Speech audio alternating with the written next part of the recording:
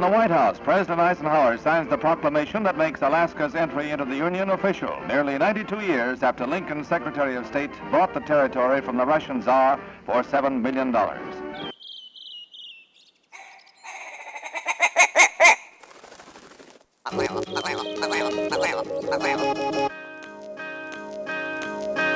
Alaska Wild Project podcast is presented by Alaska Wild Sheep Foundation. Established in 2014 as an Alaskan nonprofit organization, its purpose, keep sheep on the mountains of Alaska. As stewards of wildlife conservation, they promote scientific wildlife management, educating the public on wild sheep while enhancing populations. Their objective is to protect and improve sheep hunting and viewing opportunities. Join as a member today and make a difference at akwildsheep.org. Alaska Wild Project podcast is supported by the following sponsors. Barney's Sports Chalet, supplying hunters with the best hand-selected gear since 1963. The exclusive home of frontier gear built for the rugged Alaskan terrain. Your one-stop shop for all your outdoor needs. Visit Barney's today at 906 West Northern Lights. AZAC Equipment. The mission is pretty simple. Build equipment that is light, functional, and durable, providing hunters field-tested gear for the rugged Alaskan backcountry. AZAC Equipment offers optic mounting solutions including ultralight tripods, pan heads, and ball heads designed to deliver in the most unforgiving conditions. Check out their products at aziak.com. Mayor's Salsa, made fresh to order, ensuring you get the most flavorful salsa every time. Crafted with the finest ingredients, delivering an authentic taste you can truly enjoy. The classics include City Slicker, Arctic Heat, Fairbanks Fire, and AWP's favorite, Rollin' Smoke. Visit mayorsalsa.com, changing the way the world eats salsa. Game Day Men's Health Anchorage, helping men look, feel, and perform at their best with testosterone replacement therapy, ED solutions, medical weight loss, and cutting-edge peptide treatments. Whether you're grinding on the job site or chasing kids around the suburbs, Game Day helps you reclaim your game. Take your health to the next level at GameDayMen'sHealth.com. TheTreehouseAK.com, located at 341 Boniface Parkway, Alaska's own and grown cannabis and CBD store. Ask the bud tender what the strain of the day is to get your 10% off. The Treehouse, where the culture lives. AKO Farms, located in Sitka, Alaska, built from the ground up with concentrates as their single motivation, with exclusive products such as their sugar wax, full spectrum diamond sauce carts, and more. Ask your local bud tender about AKO. Marijuana has intoxicating effects and may be habit-forming and addictive. Marijuana impairs concentration, coordination, and judgment. Do not operate a vehicle or machinery under the influence. There are health risks associated with consumption of marijuana. For the use of only by adults 21 and older. Keep out of the reach of children, and marijuana should not be used by women who are pregnant or breastfeeding. Lawn Pro AK, Alaska's year-round professional property maintenance team. Services include weekly lawn care, custom landscaping, fertilizing, weed control, turf repair, and more. Schedule your free estimate at lawnproak.com. Alaska's OG cider company, Double Shovel, crafting gluten-free colonial-style ciders founded as a healthier, non-inflammatory brew option. Drop by their Pop and Tap room in Anchorage off of 58th and Arctic or visit the second location in Kodiak. Double Shovel, award-winning ciders. The Alaska chapter of Backcountry Hunters and Anglers.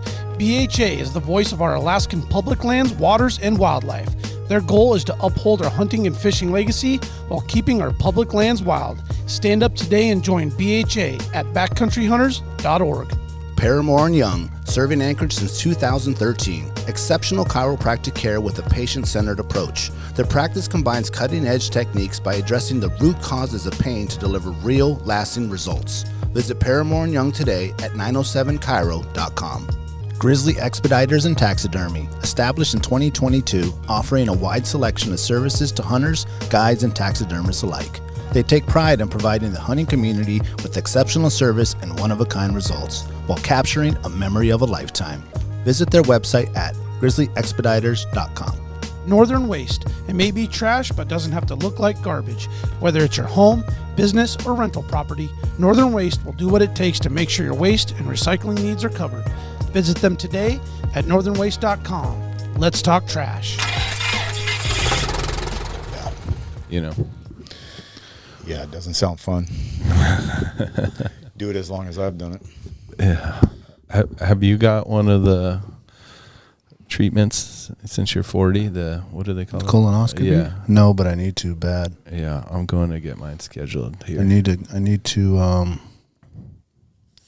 I need the name of a doctor. Is what I need. Who to go to. Yeah, for the colonoscopy. I need a picture of their hand.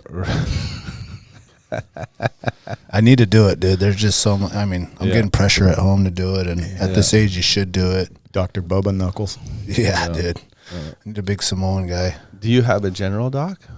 No. Oh, you don't? No. Yeah. No. I don't go to the doctor unless I'm about to die. Yeah. I need to go. I would love to have a regular doctor.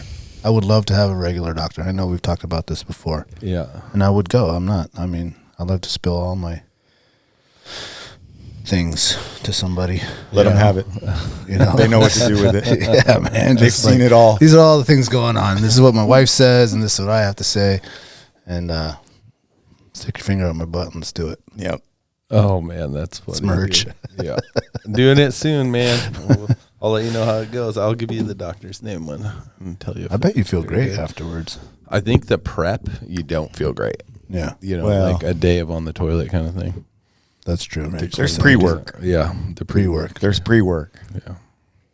But sounds brutal. But it's time, dude. 45, I think That's the age. Yeah, I'm already beyond the time. Well, listen to the wife. Yeah, dude. Married men live longer. Yeah. There's a reason. You're right about that. And then when you need help, leave Alaska. Yeah.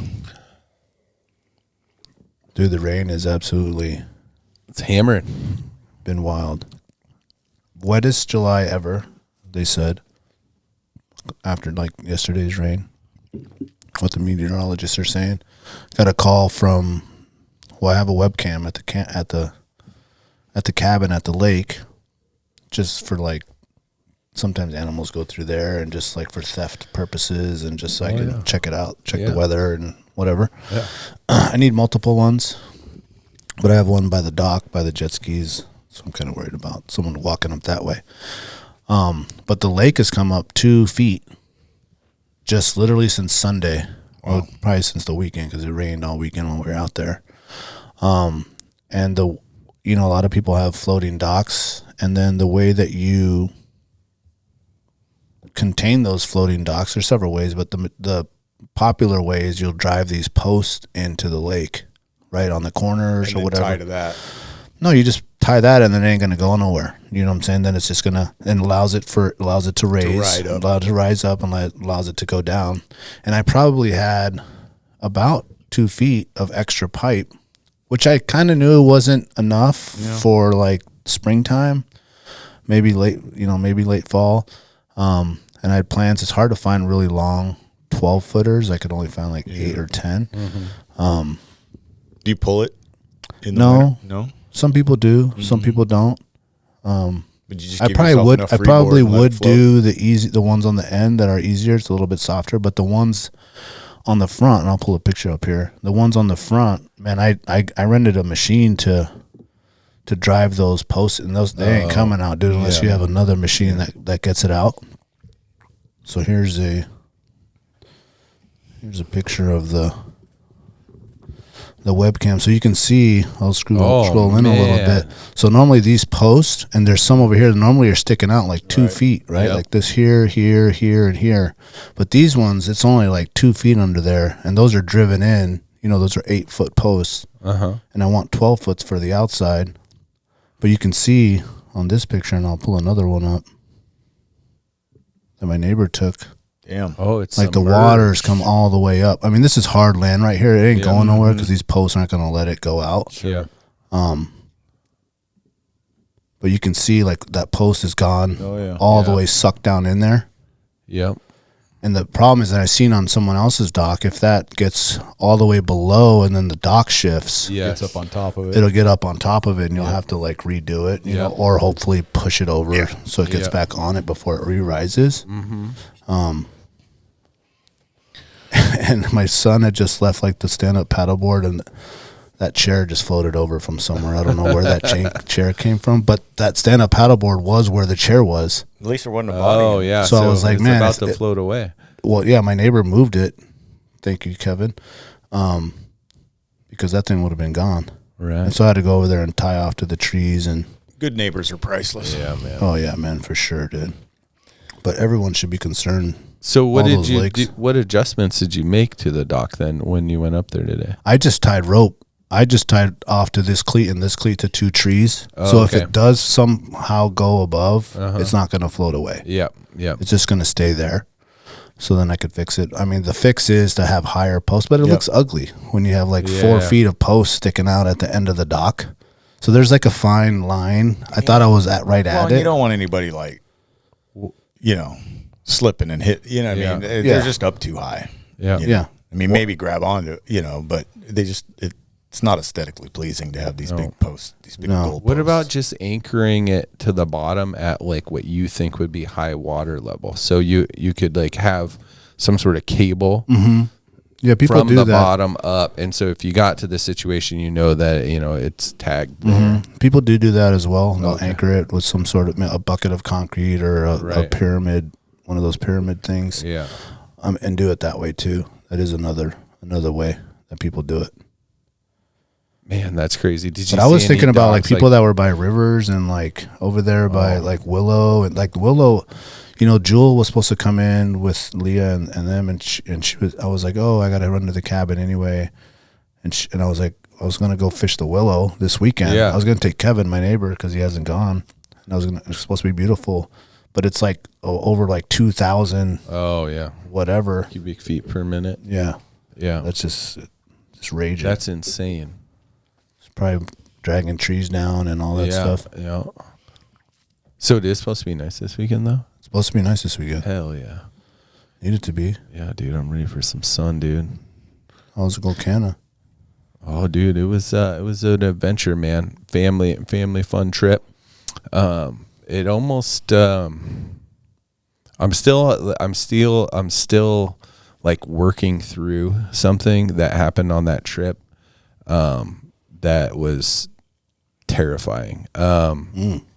So we were, the kids get a safety spiel at the beginning of the trip, and like, a lot, we build it off of that, have fun, be safe, complaining, but like the big safe one is like built around like respect for like the dangers, the river, the weather, and then also like respect for the environment, leaving every place better than we found it. Man, and it really like sits in with these kids. Like my kids, the other Adam's kids. I mean, everyone's kids. Most of these kids, I'd say 99% of the kids. Man, they bring it year after year, and they're just amazing. Wear those fucking life jackets. Oh, dude. Near the river, wear a life jacket. On the boat, wear the life jacket. Yep. You have waders on, wear your wader belt. Even adults like. Yes. Pearson was going to bring, so I was like, no, you're not on my boat. You're not going to go without one. Oh, he wasn't going to bring a life jacket? He was going to bring one, like, shitty one to just stow for, like, legality. And I was like, no. I was like, you need to put one on. I personally have been bumped from a bump and fell in. Oh, yeah. The water, myself. And I was like, if it can happen to me, it can happen to anybody. And where you go in after something, a fly rod or a kid, or you have to pull something or you get hung up on a rock. I mean. Well, and they're so nice these days. Yes. Like we sell them at the store, NRS, right? Oh, they're the The best. Chinook, the Ninja. I mean, there's one for everybody. Yeah. And they're so comfortable. Yeah. They got, you know what I mean? Pockets There's for no days, excuse dude. not to Yeah. have. Yeah, they're like stylish. Yeah. Yeah. So So many pockets. so on we were down at that Caribou Island, I like to camp there. And it's weirdly like a high risk spot, right? You got a lot of flow coming in around from like your transition zone into the deep bend, and then you have that little island out there that kind of creates and there's a drop, so you kind of get some extra velocity right there on the near side, the beach side. And then you got a big eddy, and then all the other water's hauling ass towards those sweepers out there. And so one of the kids was out there fishing. We didn't see him go. We knew he was going to fish, but we didn't realize that he had taken his life jacket off and wasn't wearing a wader belt. And he got out there, and on the near channel, he got washed down, and the river is up high, because of rain. and then he went off that deep ledge, and then I mean he was going straight towards those sweepers, and he was erratic. You know, he was not calm. He was in distress, freaking out. His waders, the way that he went down, he filled his waders up right away. And that I just happened to be downstream of that with Adam, and Adam had parked his boat down below there around the bend. Just around the bend, because that's where he set up his tent, make it easier. And I'm glad he had his tent there. Anyway, so Paxton wanted to go fishing downstream, so he was kind of showing me where he was going to go fishing. And so I just happened to be there, and I heard him scream. And then, I mean, immediately this kid went from, was slipping full water to like full on like drown swim, like can hardly keep his head above water kind of thing. And totally not calm. So his like distressful swimming was like causing more problems. And so at that moment, Adam was like, I'm grabbing my boat because he's below. And I ran straight to our raft. There was a log out there sticking up that's stuck in the mud. And so the kid grabbed that and was holding on to that. And it was kind of, he was getting pulled off. He was getting pulled off. And so I was like, try to grab that log. And I ran to my boat, grabbed my throw bag, like no thinking. Like this is what you train to do. Like you know what you're going to do ahead of time, and you've practiced these skills. And I ran back, and when I ran back, the dad had tried to swim out to the kid, which would have been worse. He couldn't even make it to the kid because the water was moving fast there, and then there's that eddy. And so the dad's getting washed back down now.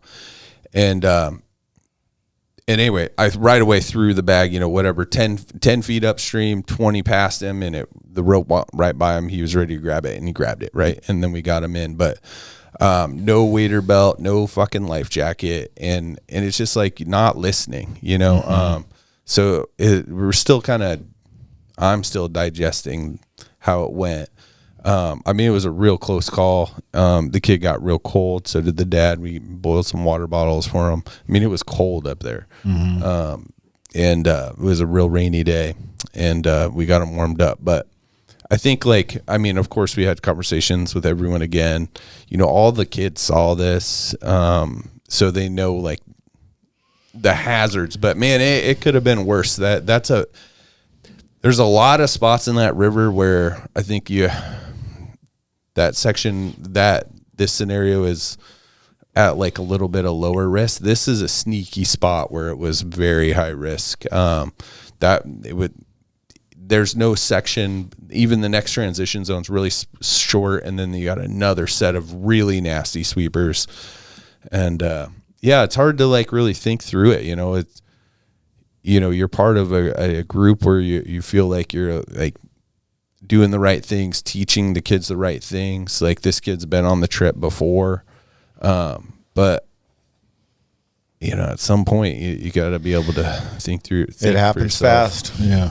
Well, not only does he learn, but everyone that witnessed that will realize the real dangers of it. And then you have a really good example next year when it's like, all right, before we even, push off, like, let me tell you a story. Yeah. Right. Yeah. Exactly. About how fast this can happen. Yep. Right there, there's lampreys. Right there is? Yeah. No, I didn't see. They'll like dig holes, and like the boys, like we're gonna go swimming, and then they saw them, and they're like, no, we don't want to go in the water. They had like shorts on, and then they saw those scary looking things, dude, and they're like, we're not going swimming. Oh, I didn't know that. Yeah, there's they'll dig holes in like that sandy area, okay, and then just like school up. All right, that's cool. Yeah, I know the kids got some leeches on them in that sandy area. The next morning was pretty nice, and they went out for a little life vest swim up high, close to shore. But yeah. One of the big things is like you like question yourself when something serious like that happens, and it's like I feel like we do a really good job preparing and ourselves. So we're like training. Like I practiced that bag throw. I've had kids float by practicing it. Maybe we could do better at that. But also like and we think a lot about this when we go out on like missions off the grid, where your selection of hunting partner or adventure partner is someone who can save your life. But it really like made me question like, okay, is everybody here?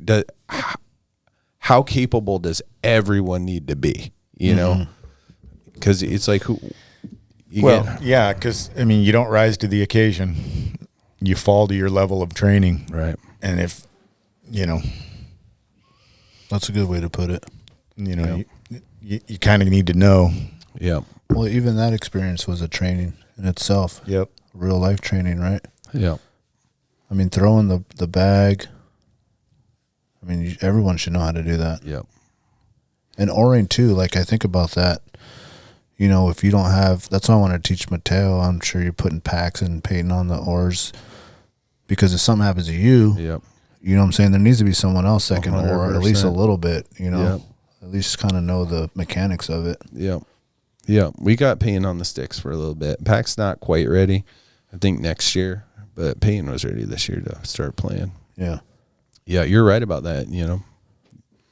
Yeah, because I was thinking about the other homie, and he just goes with his boys. You know, they're young too, and I was like, man, they need a little, like, because sometimes you'll get hung up, you know, on a rock, and someone has to come get out of the boat and do it, and it needs to be someone with some girth to push the boat and be quick enough to, because you can push the boat and then it's gone, and then you're stuck on that rock. Oh, yeah. And you're gonna have to swim out of there. You know, there ain't no going back up. And they need to get the boat to shore. And they need to get it over there. Yeah. Yeah. Yeah, it was interesting, you know, because I just had the twins in my raft this year, so like thinking through those things. Yeah. I also think that when you're in that position and you know you're the only one, you're extra cautious. Yep. Yep. Right. Yep. And then, you know, we were radioed up with the other boats, and that was the one thing that we forgot that I put on my list. Yeah. For the next time, the radio is so important, man, because so many times someone's caught up and then you're down and you're like, what happened to them? Are they okay? Yeah. Yeah, you got to have the radios. Yeah. You got to know where they're out in the river and them ability to hit you up.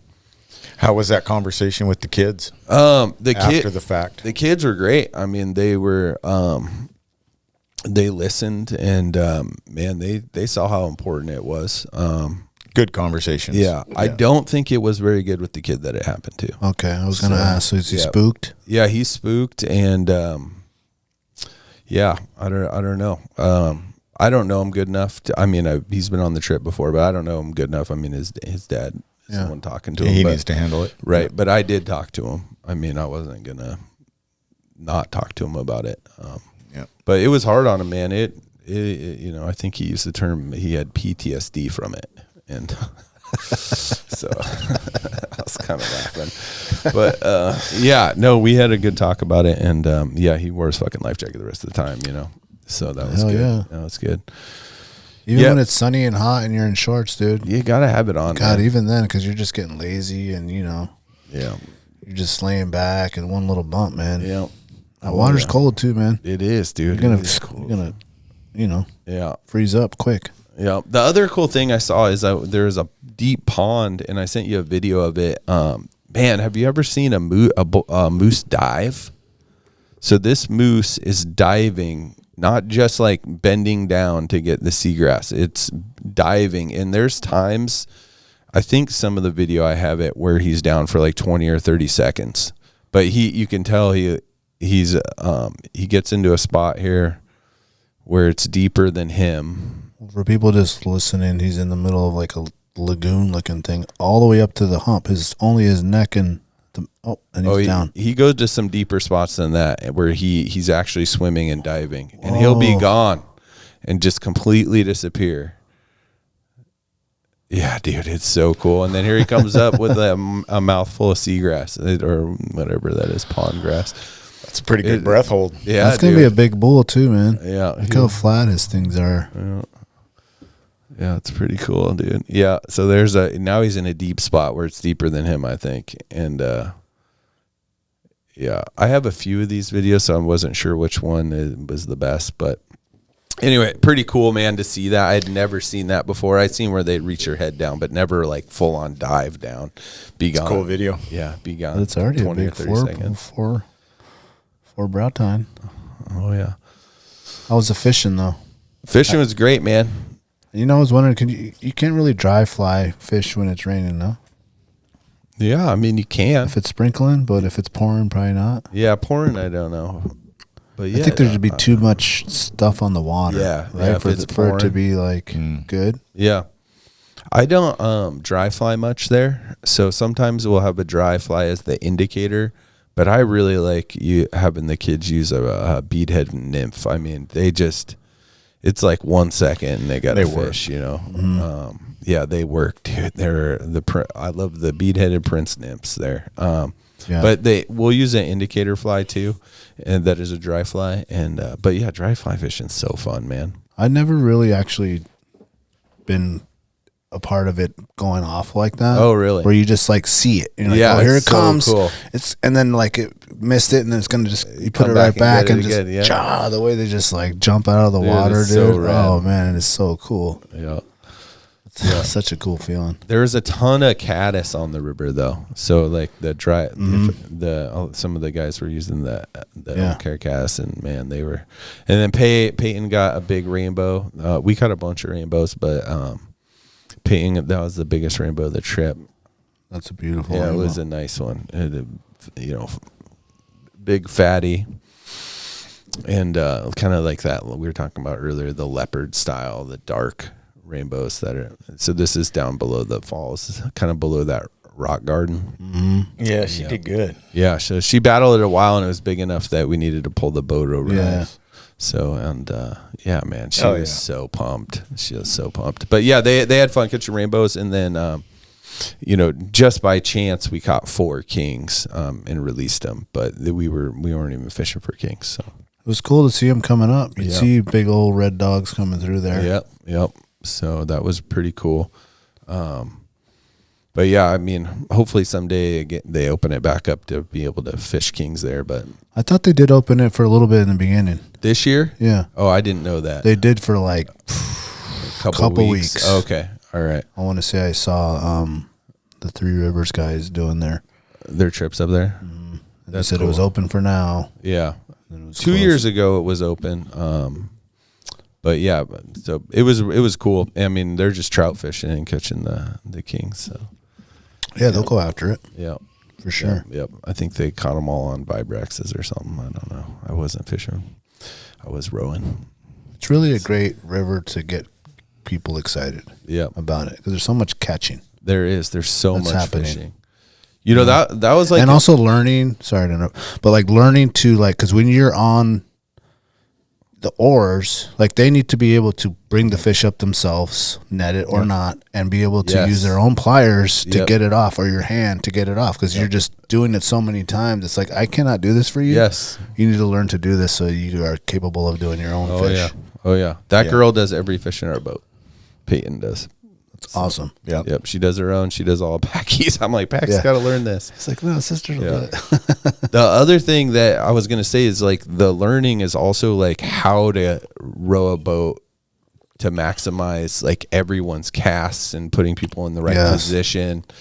And like they had caught so many fish before we left the falls that they were like, oh, we're going to not fish for a little bit. And I was like, do you know that people would pay $5,000 to have me paddle them through this section? And they both picked up the rods. And they were just hammering bows through there. Yeah. And so I refuse to oar through that. I said I oar the rest of the time, but that half day after the falls is like that's my day to fish. It's usually my day to fish, and Tangy will jump in our boat to paddle it, but we didn't have Tangy this year. So I didn't have anyone to paddle it for me. Someday these two will be them. Well, I mean, they see it. Yeah. And so, or Uncle Gid needs to come next year, and then you paddle this section. Let me fish. Yeah. I think I slept on the paddleboard through that section. That last time I went. It's pretty bumpy spots, dude. How's the dogs doing? Good. Yeah. Yeah, they're good. I was gone for almost 3 weeks on a trip down to Boise to see my dad, and then over to Chicago for a family reunion. And so, I came back and those dogs went nuts. I bet. Yeah. So, but they're good. They're good. Yeah. Yeah. They're getting after it. It's awesome. Yeah. Me and Alexia were talking the other day that we don't think we can get a different dog. Yeah. A different breed. Yeah. No. And I said, well, the kids will be gone by the time we may need to get another dog. Yep. And I said, we'll get 2 dogs. Yep. Oh, there you go. Yeah. Well, and because those dogs are so, man, they're so affectionate and like need like They're the touch best. and warmth They're and the love best. and like someone. So just to have another partner there or their buddy or their sister or something, man, it'd be awesome. Yeah. Yeah, that's why we did it. And then we have a friend that came to town, moved back to Kodiak. I mean, her dad's been there for years, and she'd visit in summer. But she has Rango and her sister, and so Oh, okay. and then Cedar's like aunt, right? So there's a bit Oh, more of a right. spread with her 2 females, but so it's fun to have Yeah. siblings, you know, So cool. in the woods with them. Yeah. Yeah, it's pretty cool. Do they know each other? Oh, yeah. Yeah. Yeah. That's pretty cool. Yeah, when the one that's Rango's age, Geeta, and yeah, when they bump noses, it was like, huh? Oh, it's on. But they just know what to do. Yeah. You know, they just know what to do, and they know how to play. So it was pretty cool. I love that, man. Yeah, but yeah, vishla is hard to beat. I mean, I know, man.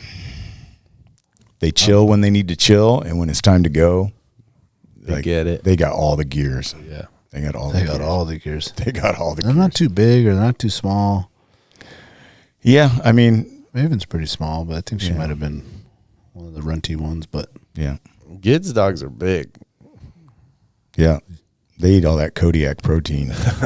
They're 70 pound vishlas, and it's all muscle. wow, Yep. yeah, they are big. 168 and 172. Oh yeah. They like to jump in your lap. The 72 pounder, you know, he just needs to run a little more, I think. Dude, there's not enough running for them.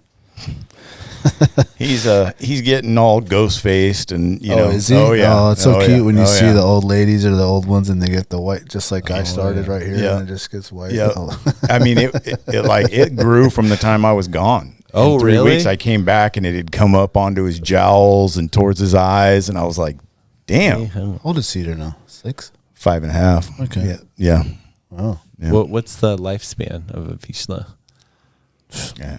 10 to 13, Yeah. probably. Yeah. 10 to Kinda 15, like a somewhere lab. in there. Yep. I'd say 14. Is there some dogs that live a lot longer? smaller dogs? Oh, I mean, smaller breeds usually. And some bigger ones live very short, Yeah. like way under 10. Yeah, I know like Great Danes and stuff are pretty like under 10 almost, right? That'd be 8, so 10. sad. God, dude. that's so fast and Yeah. quick of a life. Yeah. That'd be hard. Yeah, and then the little breeds, you know, like my mom's got a dog, and I think she's 17, 18, Yep. you know, Yeah. just like, The terriers and yeah. yeah. No, the boys are good, man. They were waiting for me, you know what I mean? Like, I pulled up in the driveway after this trip, and, I mean, it sounded like the walls were coming down. Oh, I yeah. was so excited. Yo. Yeah. Yeah. They do have an emotional cry like those. They do, pups, man. dude. They got a roo about them. Mm-hmm. A hound. Yeah. Well, they just love their humans. I mean, that's what's so, I mean, everybody's biased towards the breed that they love. Of course. But, I mean, those vishlas are just, they call them Velcro vishlas for a reason, because Yeah. they want to be with their humans, Yeah. you know? That's Yeah. awesome. That's what they call them, Velcro vishlas. I Yeah. like that. Yeah. I don't think if you have a Vishla, it cannot be one of those houses that you're not allowed to have the dog on the couch. That's it. That dog Yep. needs to be on the Oh, yeah. couch, like leaning on you. Well, You know, and it it's, will sit on the couch and then just like decide who it's going to lean on. Yeah. you know, That's awesome. well, so we needs had our the most cats. love? We had our 3 cats first, right? And they're part Siamese, part Burmese. They call Tonkinese, right? And so, at what was which the other Siamese and what? Burmese, Okay, right? And so they are what is known as one of the most dog-like or canine-like felines, Oh, right? okay. Like they'll fetch, right? Okay. And they're I don't know. They're a bit dog-like, right? okay. Little more personality, not just kind of like, oh, you're my staff. I'll tell you when I want some food. Yeah, totally. You know what I mean? They're a little bit more personal. And then vishlas are known as being some of the most feline Yes, canines. Yeah. They want to be in your lap. they want to be on the They top wanna of be the couch. touching They you. want to be on the edge of the couch, like You know? on top things. Yeah, and they want to come by, right? They want to come by and they want to teabag you. You know what I mean? And just say, hey, you know, like a cat rubbing on you. You know what I mean? You're just like, all right, dude, look, all Give me right? some space. Personal space, dude. Nope, not having it.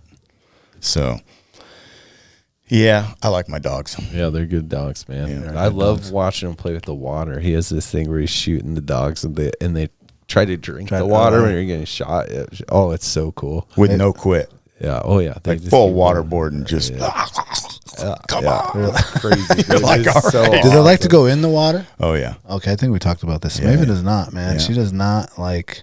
Yeah. Well, just so up to the chest. So it's funny because we dog sat for Shauna, who has the two vishlas that are, from gyms out there. Yeah. Just different. Well, Gita and Rango and Maven, they're all the same litter, right? Mm-hmm. And so Gita did not want to swim. She'd go up to her ankles and she'd be like, "No, that's all right." I took her and Rango out, and Rango swims. Like, he'll go like, dude, come back. Yeah. Right? Enough. Right? And once Gita saw that, she was like, "Oh, we can do this?" Yeah. And it took her maybe 3 or 4 throws of the ball, and then she was in. Now, she looked horrible swimming, right? She's slapping the water, you know what I mean? Just like full panic. Yeah, full panic. But she got it together. Yeah. So, I mean, my brother's dog loves the water, and every time we do a lot of stuff together, and they come on, that dog is just flying in the water. Lab? Yeah, and she'll just only go. Sometimes the stick's just far enough, she'll sink in to get it real quick and then turn around. But she's not like. If it's too far out, she won't. Have you tried swimming with her? No. Yeah, so Brooks was really timid of the water at first. But I will say she probably would, because the first time she really ever swam was Dave Gonzalez came and picked us up at the cabin before we had the dock. And I was like, "Oh, the dogs will be fine." And he came and picked up me and Carlo, and we were just like, "Oh, we'll just leave the dogs." We pulled out, man, and she was not trying to be left, dude. She chased after us, dude. She started swimming like she swam her whole life, dude. Yeah. And I was like trying to get her to go back, and finally I just had to put her on the boat. It's like, all right. Sorry. She's going. You guys stay. Nice. All right, there you go. So she's capable. Yeah. She just doesn't like it. She just has to get comfortable. Yeah. Rango tries to follow me out surfing. Oh, really? Yeah, I got to make sure he's in the van. Oh, yeah. He'll come out. I want to catch Get him aboard, dude. I'm like, dude. Like, he's taking him on the head. He's spitting and choking, and you know what I mean? And I'm like, okay, man, I love you too. You got to go back to the beach. Yeah. That's hilarious. Oh yeah. He's a freak. Go play with the bison. But I don't know. He sustained that injury, right? Mm-hmm. Yeah. Right. Playing too hard as a pup. I don't know what happened, but bicep tendon ripped from his shoulder, took a chunk of bone with it. Then the bone came off the tendon, ended up inside the shoulder joint. Right. You remember the last time I was on the podcast? Yeah. I think that's when we had surgery. Yeah. I was all tired and 36 staples. And he's good, I mean, he's going to be arthritic, but that whole experience of trying to nurse him back, because we had heard that, there's been some cases where that bone will reattach, or you know what I mean, it'll build some scar tissue and it'll readhere, and he'll lose some mobility, but so we kept him on lockdown for 8 months. Yeah. In a small pen, just to keep him from he's not. He's 8 months old. Yeah, right? he wants to go. 8-month-old vishla, and he's just locked down. And I spent so many nights inside that pen with him, just laying with him. So that bond, there really is some I met him where he was at for a long time, and so it's he sees me going in the ocean. He's like, oh, not without me, sucker. He just wants to be, it's a pretty strong bond. It's pretty cool. Yeah, it's great, man. Yeah. Both dogs you have such a good bond with, dude. Yeah. That's so awesome. Well, when you live on an island. You ready to add another dog? Not yet. Yeah. Peyton keeps asking us. Oh, does she? Yeah. Oh, yeah. We almost brought Brooks Ashes up there, but we mistakenly left him home, and it was just we're not ready yet. So a couple more years, we'll get a new dog. But we have Belle. We brought Belle. She was great. You did bring Belle? Yeah. She did good. Awesome. Yeah. It was one of those things that Brooks just always knew what she needed to do, and I didn't have to pay attention to her. And I was like, oh, almost like 90% of the time didn't have to pay too much attention to Bell, but leaving camp I really did. Like Brooks would have been in the boat knowing we're leaving, and I needed to be like, or Peyton was on it. Yeah, it's like, okay, here's Bell. It's like, okay, let's go. We're not leaving her. That's awesome. Yeah, remember I sent you that video of me and Brooks on the paddleboard on the volcano. Oh yeah. And I may or may not have been high on some fun, you know what I mean? Some things that make you see a bunch of wacky shit. You know what I mean? I was a real fun guy all day going down the river. Guy. and Brooks was sitting on the front of that paddleboard, and then decided, and I got that GoPro on, and then she decides I'm out, boom, and she launched, and she sent that board right back, right between my legs.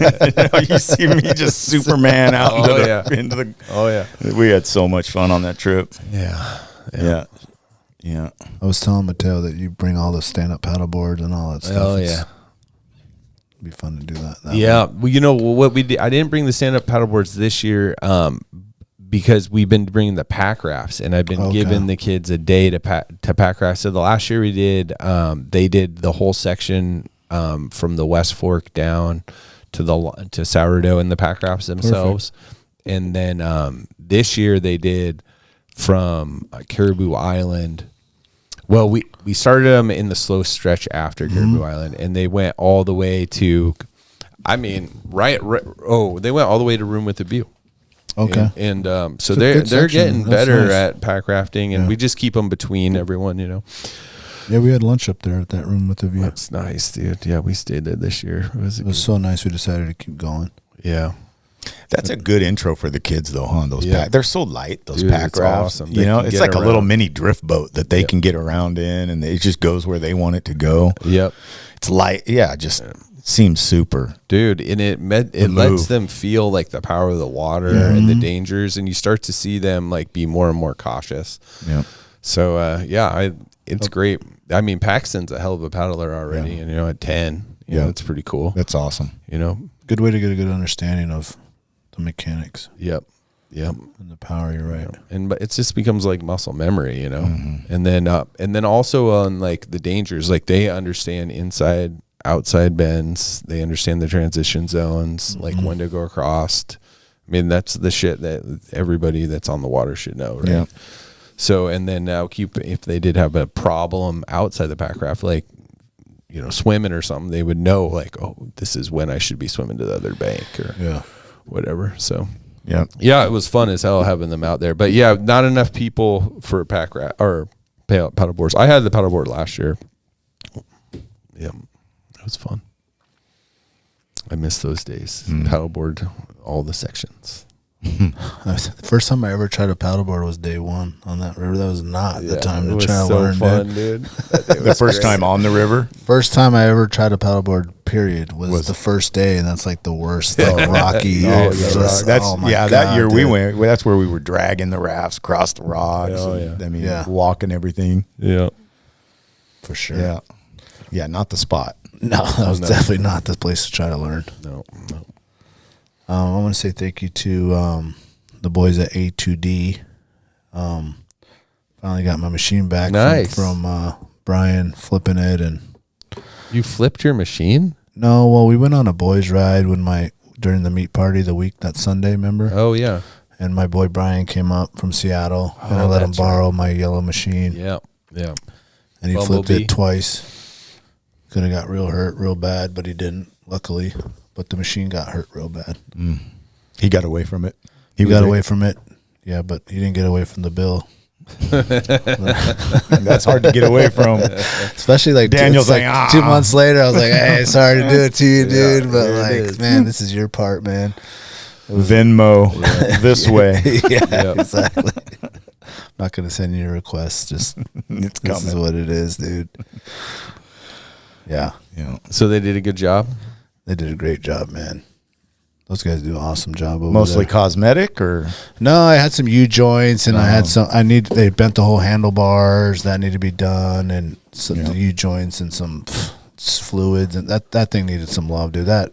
My yellow Bumblebee machine, it's a 2012, but that thing has been fucking, I mean, I went on a lot of hunting trips with that thing. That thing's been in multiple more rivers than the average man. It needed some TLC anyway. Yeah, big time. Big time. So they fixed it up for me and got it all looking good, and it's been needing it.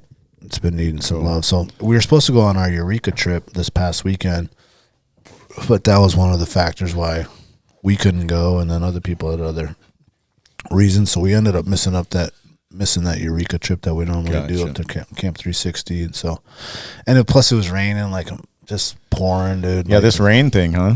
God, yeah, It's like just, Kodiak around here. Yeah, man, this is nothing for you. Nothing. No, I got off the plane this morning and I was like, man, it's chilly. Dude, you know? Yeah. It was, I'm wearing a hoodie all day.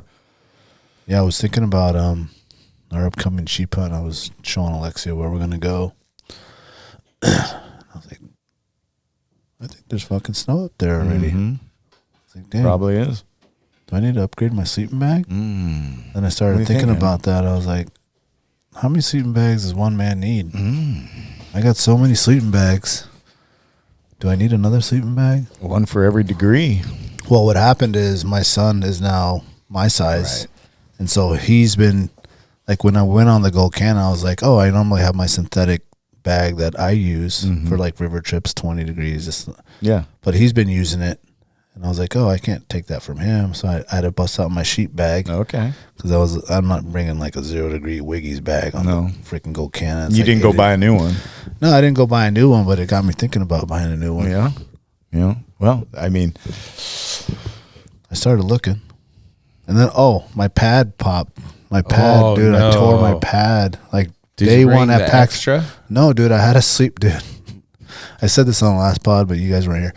I had to sleep. You know the mat I stand on at the hot dog stand? It's like a standing mat, like a kneeling mat that like mechanics use. I brought that. That was going to be on the cooler for the chair. Yeah. The ergo mat. Yeah, the ergo mat. I used that as my pad. Just that little. You didn't just take Mateo's? No, man. No, I didn't. What? I didn't. I should have. Yeah, absolutely. I should have. Dude, I learned that lesson so long ago, man. I bring an extra mat.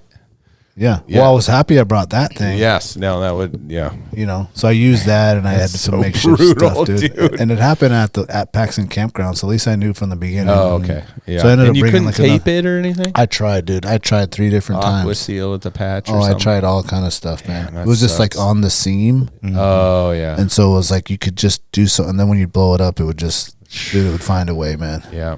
What, they need something like the tire where you like pump it in and then seals it. Yeah, it finds for those.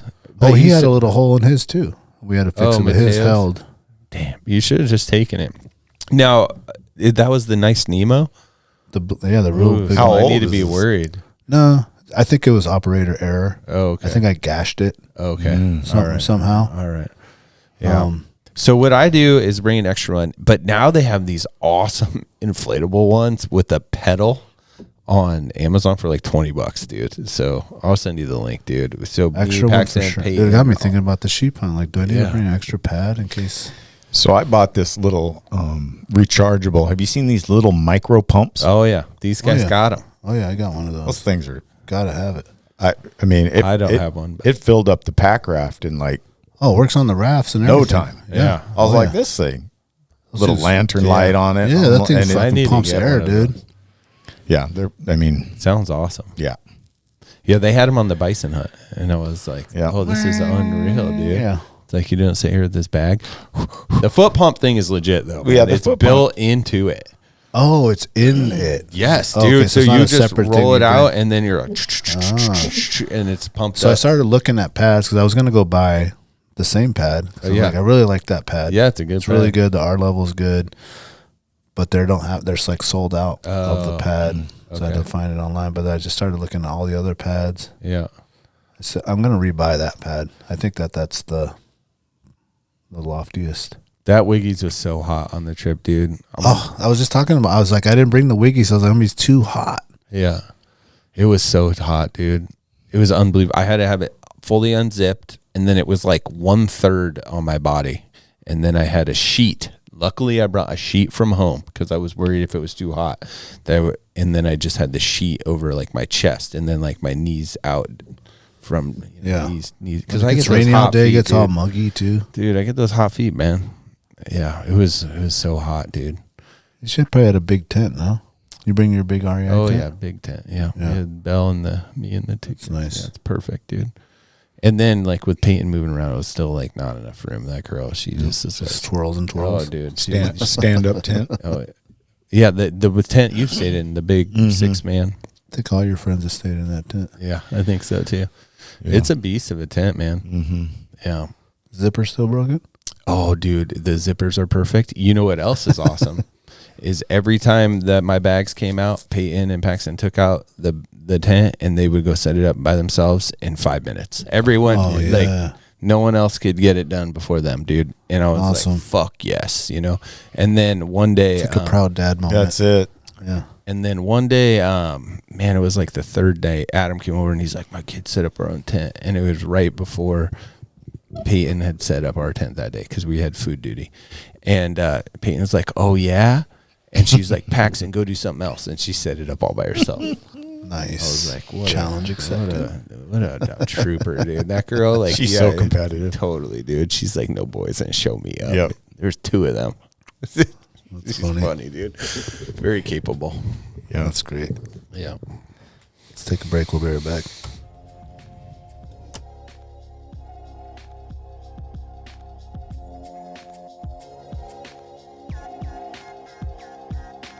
Barney's Sports Chalet, supplying hunters and outdoor enthusiasts with the highest quality gear and equipment since they opened their doors in 1963. Barney's carries exclusive brands such as Alpaca Rafts, Sitka, Sims, Exo Mountain Gear, Hilleberg, and much more. Barney's prides themselves with keeping a huge stock on hand of various top-of-the-line tents, footwear, sleeping bags, optics, cross-country skis, just to name a few. Barney's is also the exclusive retailer of Montana knives, Seek Outside, Kafaru, Stone Glacier, and their in-house brand, Frontier Gear of Alaska. Barney's has a superior selection of top-rated boots, sleeping bags, dry bags, mountaineering gear, electronics, and accessories. Need freeze-dried food or mountain snacks? They got that too. Barney's now has an amazing new paperback catalog available for in-store pickup or online order. Visit them today at barneysports.com, or even better, stop by the store in Anchorage at 906 West Northern Lights. If you want the best, there's only one name in the game, Barney's Sports Chalet. Paramore and Young. Choosing the right chiropractor can feel like a big decision. Dr. John Paramore and Dr. Dennis Young lead a team of accomplished chiropractors with skills in advanced methodologies, combining advanced diagnostic tools with decades of clinical experience to ensure every treatment plan is as effective as possible. Their complimentary pre-consultation is designed to give you the answers you need. No pressure, no commitment, no guesswork. Whether you're maintaining your daily ruck, prepping for a mountain hunt, or recovering from the rigors of a long guiding season, optimal chiropractic care is paramount to your physical and mental health. For real spinal correction with a touch of a feather, call Paramore and Young today at 907-677-6953 or visit them at 907chiro.com. The Alaska chapter of Backcountry Hunters and Anglers. BHA is the voice of our Alaskan public lands, waters, and wildlife. From national level policy work to engagement with boots on the ground projects, BHA performs public land cleanups, hunting and fishing clinics, and community education to help take your game to the next level. BHA's community-minded goal is to uphold our hunting and fishing legacy while keeping wild lands wild and fostering the next generation of sportsmen and women for years to come.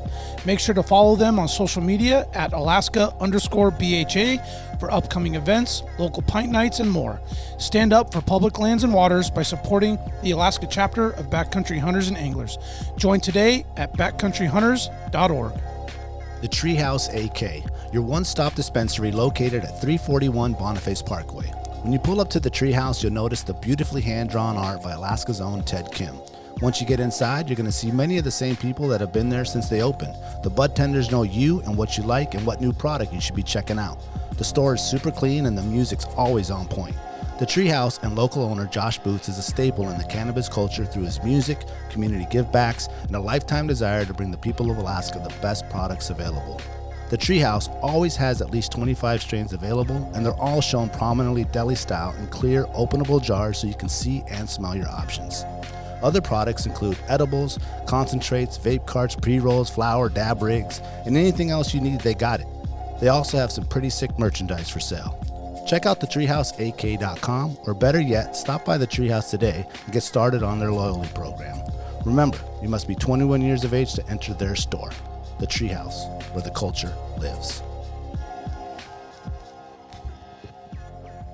Speaking about The Treehouse, I think Josh is out there with Brandon out there on the salt. Oh, he is? Yeah. out there. Nice. I said they caught a few.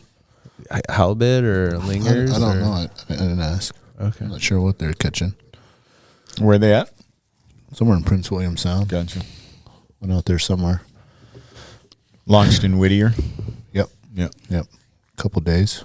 Nice. Have you gone out much on the boat? 3 times. Yeah. So we got the black bear, and then we were out for like 3 days on that trip. Then I took Darcy's family out, and then we just took a day trip another time. So, yeah, not a lot. I want to make one big trip, and then, I mean, I think I'm going to go down with you deer hunting with the twins. But if we did have some 3 days of clear water, clear weather, I would, in the fall, I'd like to get out there with the twins. But yeah, we're on the mission where it's like 4 or 5 times a year is good enough for right now. New baby at home, Darcy in school. Yeah. So Yeah. the boat will be used eventually, and it, Yep. Doesn't go bad. Yep. No, you keep those outboards clean and serviced.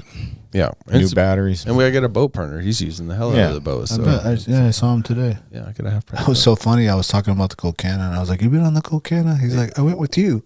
I was like, "How could I ever forget How could you that Cookie Monster? And I was like, "This is how you got your nickname." Yeah. That was funny. And then I told my son about it, because he's at the age where, talking about everything now, then you see all kind of weirdos on all kind of drugs around there. Yeah. And just like doing the drug talk, keep yeah. it natural. Yep. And, Yep. and I was telling him about the Cookie Monster, how the Cookie Monster got this thing. And he's like, they weren't labeled or anything. I was like, nah, this is before there was like dispensaries and shit. There was like, people were just making shit. There is the safety talk. They just weren't there for it. Yeah, don't eat these cookies. Yeah, That was a nice morning, though. I mean, yeah, it was beautiful. we're all playing in the water, just kind of. Yeah. I thought the buying some funniest time. is that when he was like singing at her. Oh yeah, the lullabies.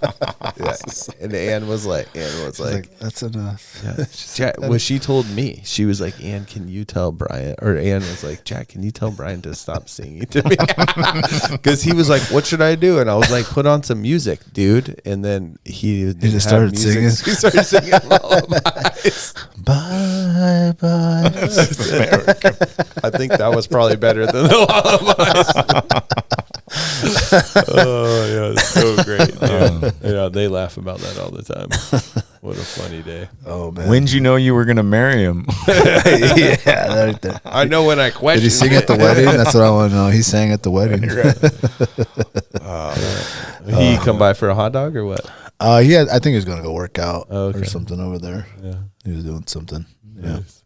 Yeah. This segment's brought to you by Northern Waste, locally owned and locally grown, offering waste management solutions since 2017. New residential services are now available with curbside trash removal and recycling options in Anchorage, Eagle River, Kodiak, Birchwood, and Peters Creek. To set up your service, visit their website today at northernwaste.com. On this day in Alaska history, 1917. It's a long time, 100 years. A salmon tender arrived in Seward with news that major storms in Cook Inlet had washed away 2 Kenai fish traps and resulted in the deaths of 5 fishermen. Okay, so Doc's been going for a while.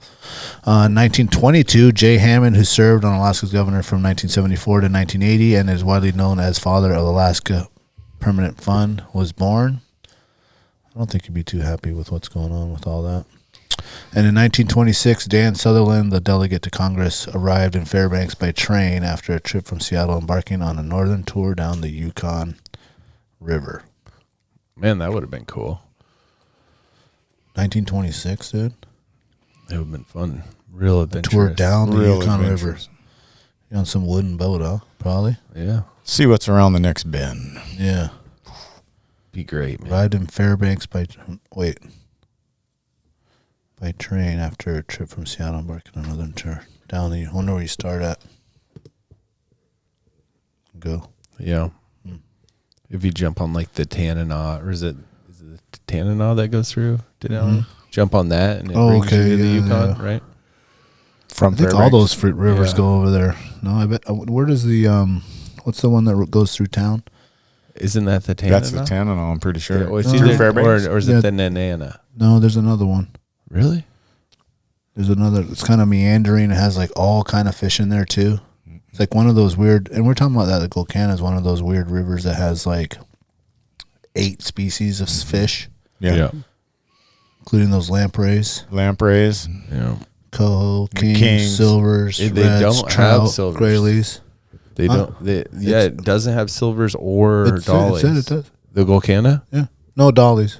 No dollies. It did say coho. Really? And then it said those lampreys and then suckerfish and whitefish. Or Oh. sucker nose fish, We- which Mateo we saw caught one of over there. those. Yeah, he's Yep. like, oh, what is that? Looks like it's like a sucker nose fish or something. Yep. I wanted to catch one of them lampreys. That would have been I cool. want to fry one up and see what it's hype about. Oh, it's the Chena River. Chena. Oh, That's the one. hello. That's like Yeah. a meandering right through the town. There's some beautiful properties on that river, man. But that gets you wondering about all these, man. Because remember, I almost bought that one property over there by, I don't even want to say the river. It's a secret little Yeah. hot spot. Yeah. But I was thinking, dude, that Yeah. place is probably going to be flooded. Yeah. Oh, was that low? I'm just thinking if that thing rises up 2 feet, that's going over the banks all over the place. Wow. Yeah, no, you got to watch out for that for sure, man. Yeah. Yeah, that would have been a real bummer. How's the Kodiak fishing going? Good. What's heating up over there right now? I mean, reds are in, in the creeks. Silvers go up in the creeks? Mm-hmm. Yep. Usually, Do you think the bears prefer one or the other? just the easy one. The easy one. Yeah, the easy one. Did they do the crawfish thing yet? No. No? Is that later on? Yeah. What is that? They have a, I don't remember what creek. It might be a couple creeks, right? Well, the Buskin, Okay. right, which is one of our rivers, right? And they have an annual, like, where I guess it's kind of trying to clear them out, but Yep. that's not working. So they're just having they're eating them too, right? Yep. They're Someone had brought catching up them doing a cookout. someone had brought up some. That's why it's illegal to bring that up, to bring up crawfish, because once they get in a system like pike, they just take over. Really? Yeah, so there's They're a river. successful here. Mm-hmm. Yeah, so now it's turned into like a almost big feed. Well, they'll catch them all and cook them all up and all that. Really? There's like a day that it happens, right? Yeah. Or a weekend or something. Yeah, and I forget what day it is, but yeah, it's turned into an event. And they're in the freshwater. Yeah. Wow. Yeah, they're up the Buskin. Okay. I wonder if And the that's salmon, it as far as I know. Okay, buskin. I thought I heard another. Maybe that's the one. Are animals eating those? I don't know. Like bears getting in there and I don't know. It'd be a small meal. Yeah, I don't know that Tiny. they I mean, if mess they with go it. after like little grubs and slugs and Well, Well, if it moves and they Yeah. can get to it, Yeah. But yeah, I don't know. I haven't heard a whole lot about it. how's the traffic been? Tourist wise? Good. I mean, it's been a pretty good summer. I mean, we're getting cruise ships there now. Okay. So we Big ones or kind of the mid-sized ones? kind of the exploration adventure ships, right? A lot Okay. of Europeans, Japanese, the smaller ones. Yeah. Maybe 900. We do get a couple. We don't get the big booze cruise ones. Okay. They're They let them loose on there for a couple hours, or they stay the night? No, just a day Okay. typically. And then the big ones, they can't tie up on our big city dock, so they end up tendering everybody in, which eats up some time. Yeah. But I mean, it's Kodiak's adjusting to the whole that type of tourism I historically. bet there's a divide on Yeah. what people think about it. Well, because I mean, they came so fast, and then like. You just end up with a bunch of people wandering around like, where's that? Standing in the middle of the road going, I heard there's a, and you're like, whoa, So it's a little more organized now. It's a bit more structured, right? So, Got to be good for businesses, though. yeah, I mean, it depends on the boat, right? It Yeah. depends on the weather, right? They get off the boat and it's super shitty, and for whatever reason, like the boat gave them a clear plastic bag, then they end up coming into the stores, come into our shop and Yeah. looking for a jacket, right? So, Yeah. It always surprises me how many tourists want to come and buy some cheap Chinese shit. yeah, magnets and just Yeah. cheap little shit. And, they're looking for that. the funny one is they come in on a rainy day and they'll be like, "You guys got umbrellas? How come you guys don't sell umbrellas here?" And I'm like, "Because umbrellas don't work in Kodiak. It's too windy, man. It folds inside out and then becomes a freaking missile. You don't want an umbrella. Just put a jacket on." Yeah. So, but yeah, no, tourism's been good. Fishing, there's a lot of, I'm sure you guys have heard, there's lots of stuff going on with the commercial fishing. Yeah. But I think the crews have been doing good over in the bay. I got a couple buddies that go over to Bristol Bay and fish, and it looks like it's been pretty hot over there. But that stands to reason. I mean, that's a big run. Yeah. So, speaking of runs, seems like the second run hasn't even hit. Dude, the fishing game had it predicted bigger than last year. And, man, where are the fish? It's like if you look at... Is it late? Is it the Kasilof's getting their fish, man. So it's weird how the Kenai's not getting their fish. And if they were both off, then you're like, maybe they're just late. But, man, I hope they come, dude. Because my dad was out there today dipping in, and they got one. Wow. Yeah, that's what I heard. People have been going, just getting like on the 21st. It's insane. Well, it's funny, like in Kodiak, I mean, now we don't have, at least on the road system, we don't have any big rivers, but, you get the rivers to rise and things change and it just kind of holds fish out in the salt a little longer, or same with it being hot and things being low, they just get a little lethargic and they're circling around out there waiting for their chance to run up. Right. I don't know if with all this rain is, Yeah, and the Kenai floods, that's a big drainage. Yep. So maybe it's the rain, but it's weird how Kasilof next door is getting it. Yeah, those are hitting normal run. Yeah, normal timing. Damn, I haven't fished Kasilof ever since time. they. I heard they put a new takeout thing though. Where at? Where you come up and you have to drag. I think they redid that whole they did. thing over there. Nice. Makes me want to go do it. Yeah, no, it'd be fun. I would love to. Ever since they stopped the kings on the drift boats, it's like kind of last time I went. But that was the last king I caught. I'd like to go down and do it again. Yeah, that'd be fun. That's all those big rocks in that river. It's beautiful. Oh yeah, it's gorgeous river, man. Yeah. Okay. That was the first river I fished in Alaska. Really? Hitting the Russian next weekend. I got our annual trip with my parents and my brother and Roger and all those guys. Float? No, I like to walk the Russian. Yeah. That's like the one time a year I walk the Russian. Full intentions of going full trout. Yeah. Oh, okay. I know my parents want to get some reds and stuff or whatever's in there, but I'm gonna go full trout off. That'll be awesome. That's a really fun river to dry fly fish. I'm gonna try that. Yep. So done really good this time of year dry flying. Really? There. Yep. 4th of July on for about 2 week stretch. I bet you'd be fine still. Okay. Yep. Hoping to get into that. Did you hit the Russian at all? Yeah. We went down with Darcy's family. Oh, that's right, the whole family. Yeah, and we got the whole family it out. It was great, man. I kind of feel bad for people that missed that first run. Yeah.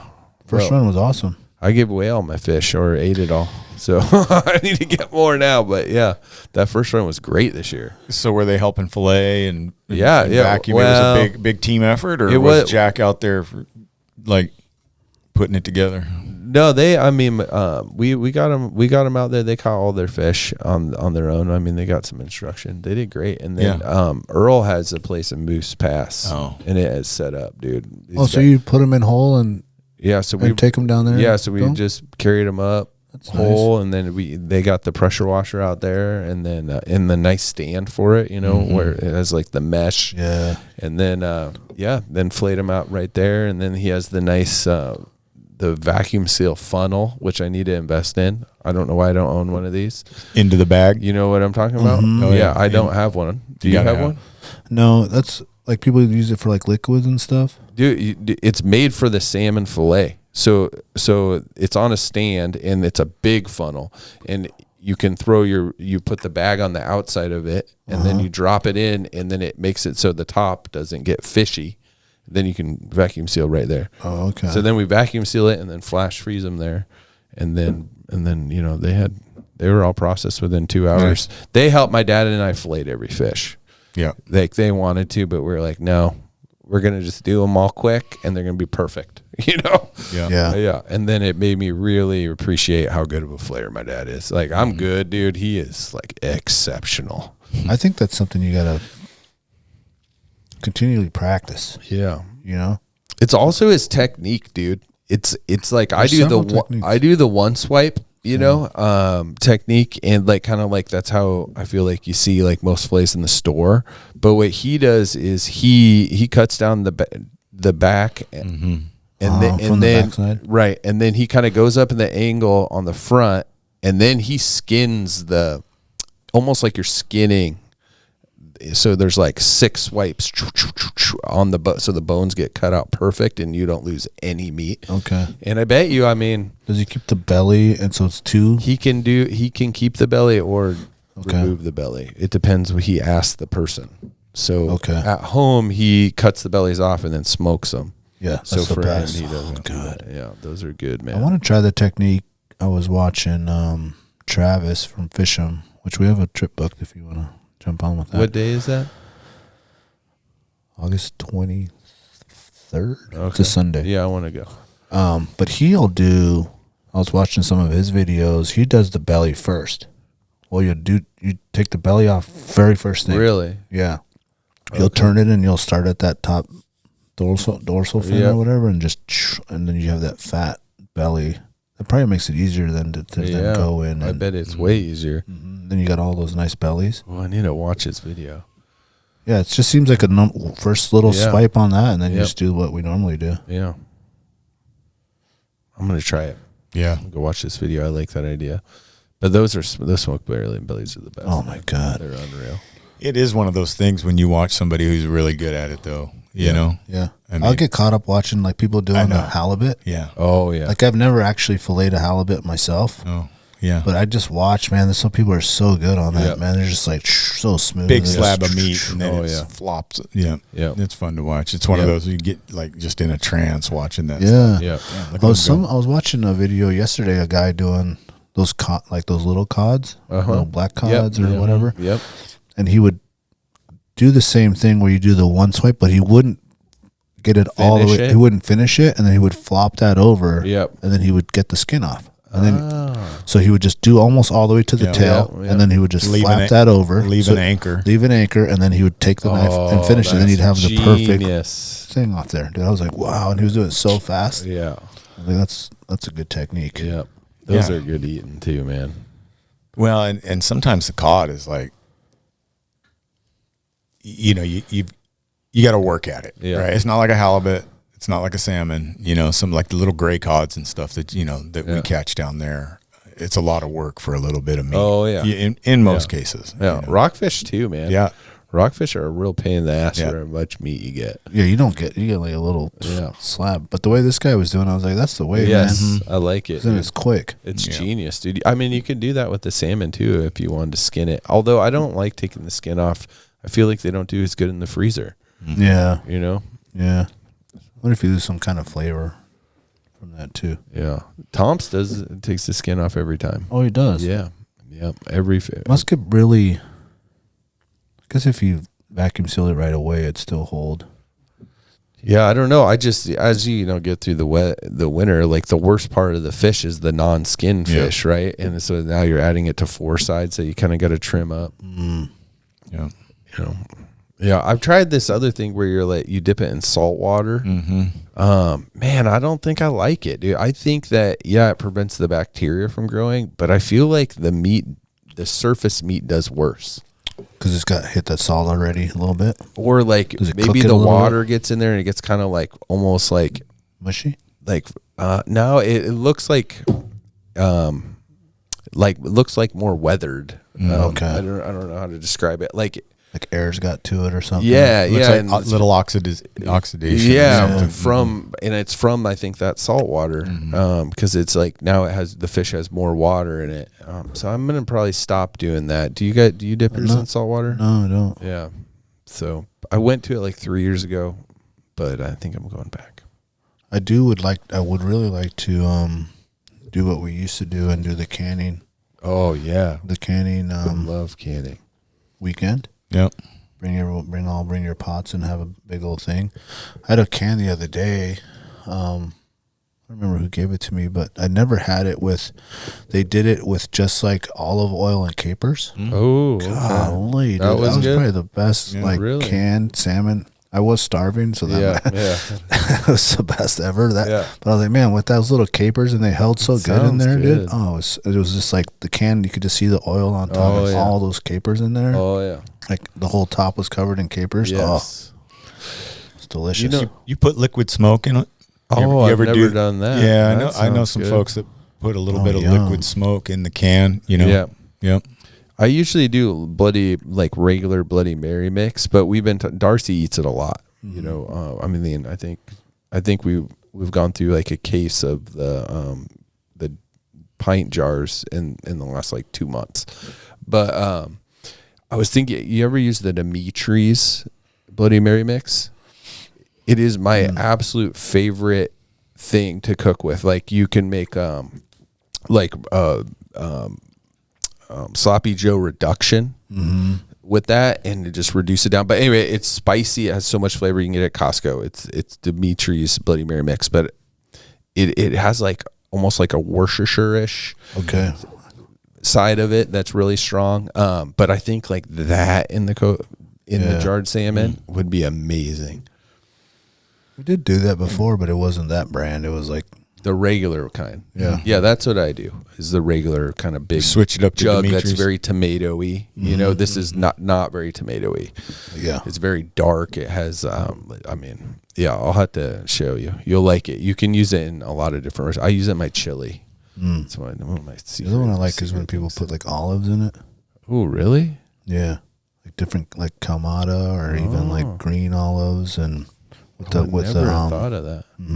With the I don't know that I've ever had it with the olives in there. It was delicious, dude. Yeah, man, those olives will hold too, and you just eat that. It's just. I think I could do some of that caper and the olive oil, but then add a lemon slice. Yeah, that would be really good with like some lemon in there. We got to set that zest. up, man. Yeah, we got to set that up, man. Yeah, let's do it, man. I love doing that. And then we should do that, and then we'll have like a little tasting here with like 5 different varieties or something like that. Yeah, do your canning weekend and then sample it. Yeah. Now, when you eat it, do you like just to eat it out of the jar, or do you like prepare it a certain way? I normally will have a thing of cream cheese and thick like I really like the salt and cracked pepper Triscuits. Oh yeah, because they kind of hold, and you can get a dip of that and a dip of that. Yeah, they don't just snap. That sounds good. Yeah. I'll just mow that thing, especially after hockey, dude. I'll just mow that down. That would be good. Yeah, I do. I make salmon melts with it, so I like to take relish, onions, like a little bit of dill, and mayonnaise, and mix it up. I know you don't like mayonnaise, but mix it up, and then I put it on either sourdough or rye, and then I put cheddar cheese on top of that, and then cheese. Yeah, and then I broil it, and right when the cheese is starting to bubble, then I pop it out real quick, and I put a ton of paprika. But you don't put it in too early because that paprika will like burn. Yeah. Oh man, it's so fucking good, dude. It's so delicious. Good, man. That's my jam, though. Yeah. We're spoiled up here. Right. So spoiled. I tried this. I didn't like it. I tried that. That hit, you know. Like, yeah, man. All the things. Talking about the salmon, I think we do need to catch more, man. Because now at the house, we're eating 2 fillets when it's salmon night, once a week. Yeah. Lexi's gotten really good at cooking that stuff, man. What are the different ways she's making it? She does a real good like paprika one. I like that spicy. Yeah, it's like a little spicy, and it just gives it like a weird red coat. Yeah, it looks cool, dude. Oh man, it's so good. It looks delicious, dude. It's like almost like an oil stained red. You know, I love it. One of my other favorites is that, you know how they have the crispy onions? Yeah. That one's good too, and you'll take that and mash it up and mash it on there and then bake it. Yeah. And bake it, and it has like a crust on it. Crust layer. Yeah. But then they have the jalapeno ones. Ooh. Man. Yeah, that'd be good. You crush that up and just mash it on there and bake it, dude. Then it has like a crunch on the top. Yeah, that sounds good. It's good on chicken too. Oh, I like that. Yeah, when we were younger, we were on a trip on the Dashka, and we ran out of food. And so we was during king season, and so we had to eat kings for like I think like a day and a half, dude. Like Toke ate all the steaks. We had to eat kings. Toke ate all the steaks. That's what I mean. Dog. That's what We're so spoiled. So, but like we didn't have seasonings and shit, right? Yeah. And so I think we had like brought seasoned steaks. The dog ate them all raw, and then so we were eating fish, and the only thing we had was the Tim's Cascade jalapeno chips. Oh, yeah, dude. And we put those on top, dude, dude. all crunched up, dude, as you cook those. That was good, man. And so, yeah, we just ate it. I mean, it was like a day and a half. We ate with king salmon, dude. It was fun.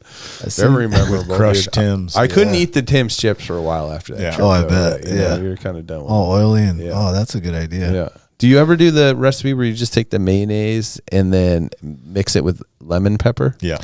I do that a lot. I like that. I have had it. I don't do it because I'm an anti-mayonnaise that's guy. right. Yeah, that's right. But on that, I don't mind because Yeah. it doesn't look like mayonnaise. Yeah. It just like turns into oily. Yeah. Jamaica Me Crazy. Oh, that would be a good one. On there. The lemon pepper Oh, yeah. by that company. Oh, that's the one. That's you the get. company. Yeah, Jamaica Me Crazy. They have like a brown sugar. They do. Spice too. That's Yeah. really good. That's Yeah. the one I thought you were talking The other one is the that Japanese barbecue. I call it Buchanan's. It's pecans or something like that don't at know Costco. They sell like a big bottle. about. Okay. So I've been doing the chicken thighs and that, but that with the salmon, if you marinate it in that salmon, and then oh my god, it just penetrates that fish. All right. So I'm good. getting some of that one. I've always just been a dill, dill's good, just man. dill and some, some butter and some dill. I mean, You do have a farm in your driveway, so yeah, or have for I a did while. have, Yeah. Dude, nothing like fresh dill is so man, God, so dude. good, dude. Yeah, it's funny when, pickup orders, that was probably the one we didn't always have, but every week, you know what I mean? Especially during the summer. Yeah. Do you guys have any dill left? That'd be good in the jar too, man. Yeah, the Yep. dill, man, for Yep. sure in the jar. Yeah. That'd be I think really we have a good. bunch of dill too at the house. Or did you grow it? Yeah, Yeah, our nice. garden's booming. It is. Well, now that it's been raining, Oh, she's yeah. been having to pre-pick it so it doesn't get all sluggy. Yeah. Yeah. Yeah, this time of year, man, you're just eating everything from the garden and the river, and I have one from your bison of backstrap that I left. They say for my parents, Okay. because they're like, save us meat, and they're coming to the cabin this weekend. So, and then Brandon gave me a piece of Rena's bison that they took to Bear Mountain and had like professionally. It's like a professional T-bone.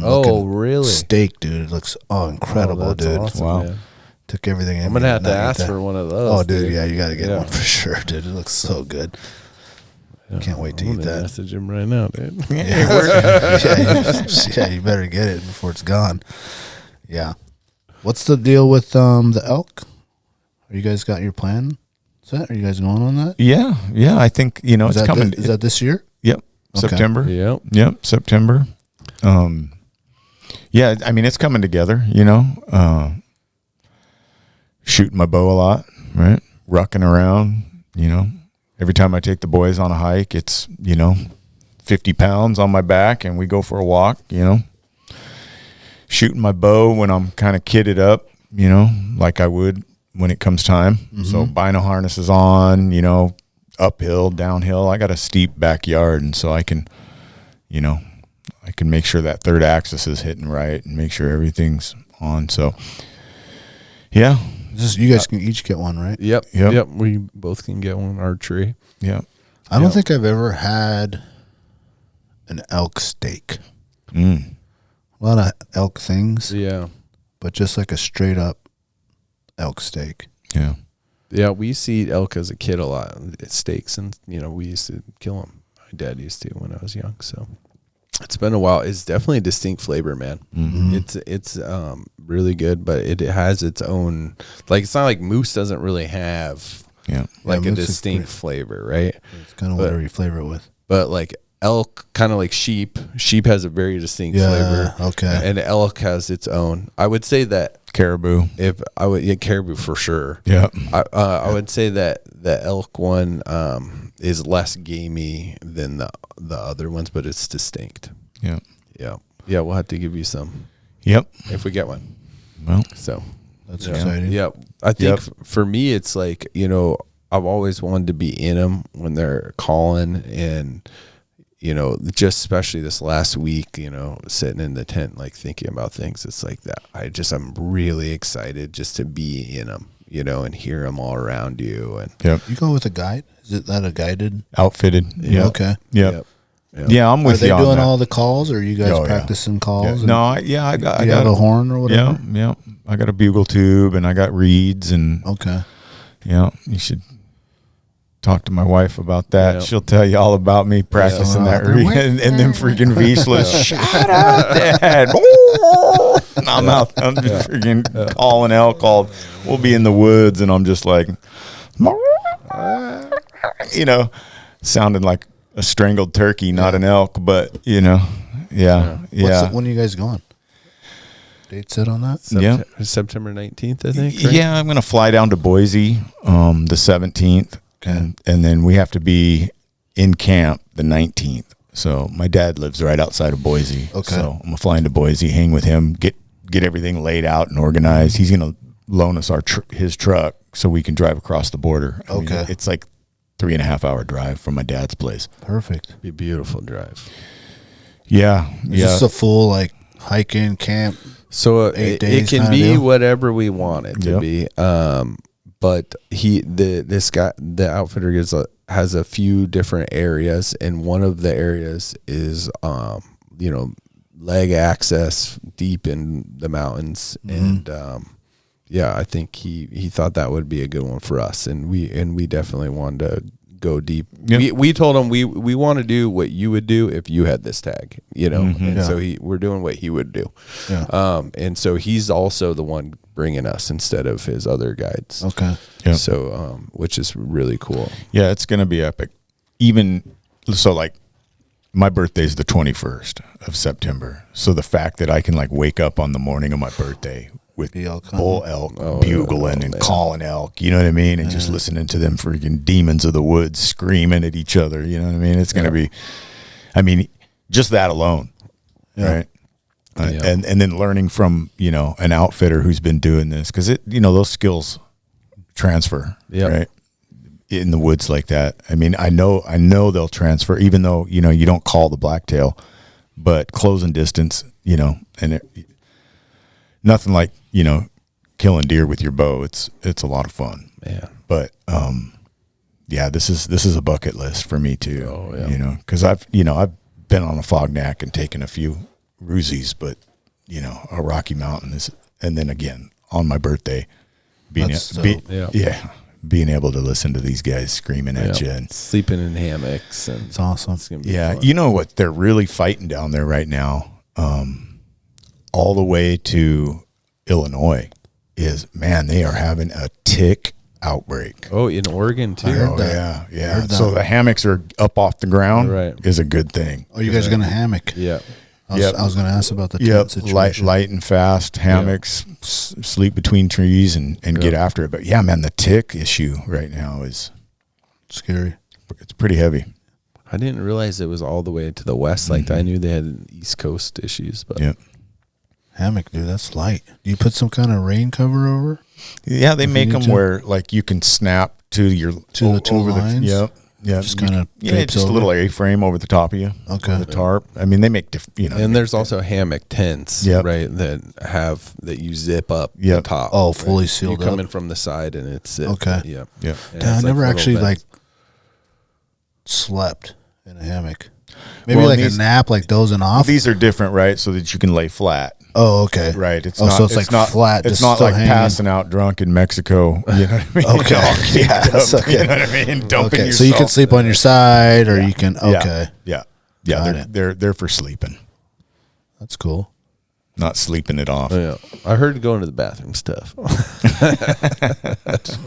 Getting out of that thing jump too, out man. of a tree in the middle of the night. Yeah.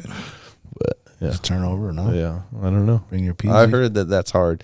Two of the guys that steelhead fish with us, you sleep in them, and they haven't yet figured out a good way. To pee? Oh yeah, they got to get out and gotta get out of the tent too. Yeah, you don't. I don't. I get the PZ, bud. Yeah, so that's in September. That's That's exciting. Around the corner. Yeah, that's exciting. So, yeah, I'm feeling good with the bow. The bow's shooting really sharp. Broadheads. What are you shooting? I have a PSE. Okay. I got that new speed bow that they put out this year, the Sicario. I think this is the year I'm gonna get one. Nice. I want to ask one for Christmas. Yeah. Get in the game. You know, I wanted an all carbon bow. You know, I shot a Hoyt for 10 years, and it was with an aluminum riser. And you know, I do that November goat archery registration in Kodiak in the snow. You know, and those aluminum bows are just cold. They're in your hand all day. You know what I mean? And it just you just get cold, and it's a huge difference between a carbon riser and an aluminum riser. Yeah. So, yeah, that was the driver to go that route. And then PSE's, you know, 100% made in the USA. I mean, they're laying up all that carbon themselves, which is pretty cool. How many arrows you bring? Well, I'll probably bring 24. 24? Yeah. Yeah. Damn. But I mean, my quiver holds 5, and that's what I'll bring. But it just so you'll bring them, keep them at wherever, and then as you go for the day. Yeah, because you know, I'll have the arrows that are spinning true with my broadheads, and those are my shooter arrows. Okay. And I leave those in the quiver, and then you know, every morning you're gonna bring a block target. I'll bring a block target, and then we can just, you know, in the morning send a couple. Keep it tight. Right. So you got some for shooting, right? Just to make sure everything's you're dialed in, right? Practiced, and then everything else stays in the quiver. So, and I just recently I picked up this. It is an attachment.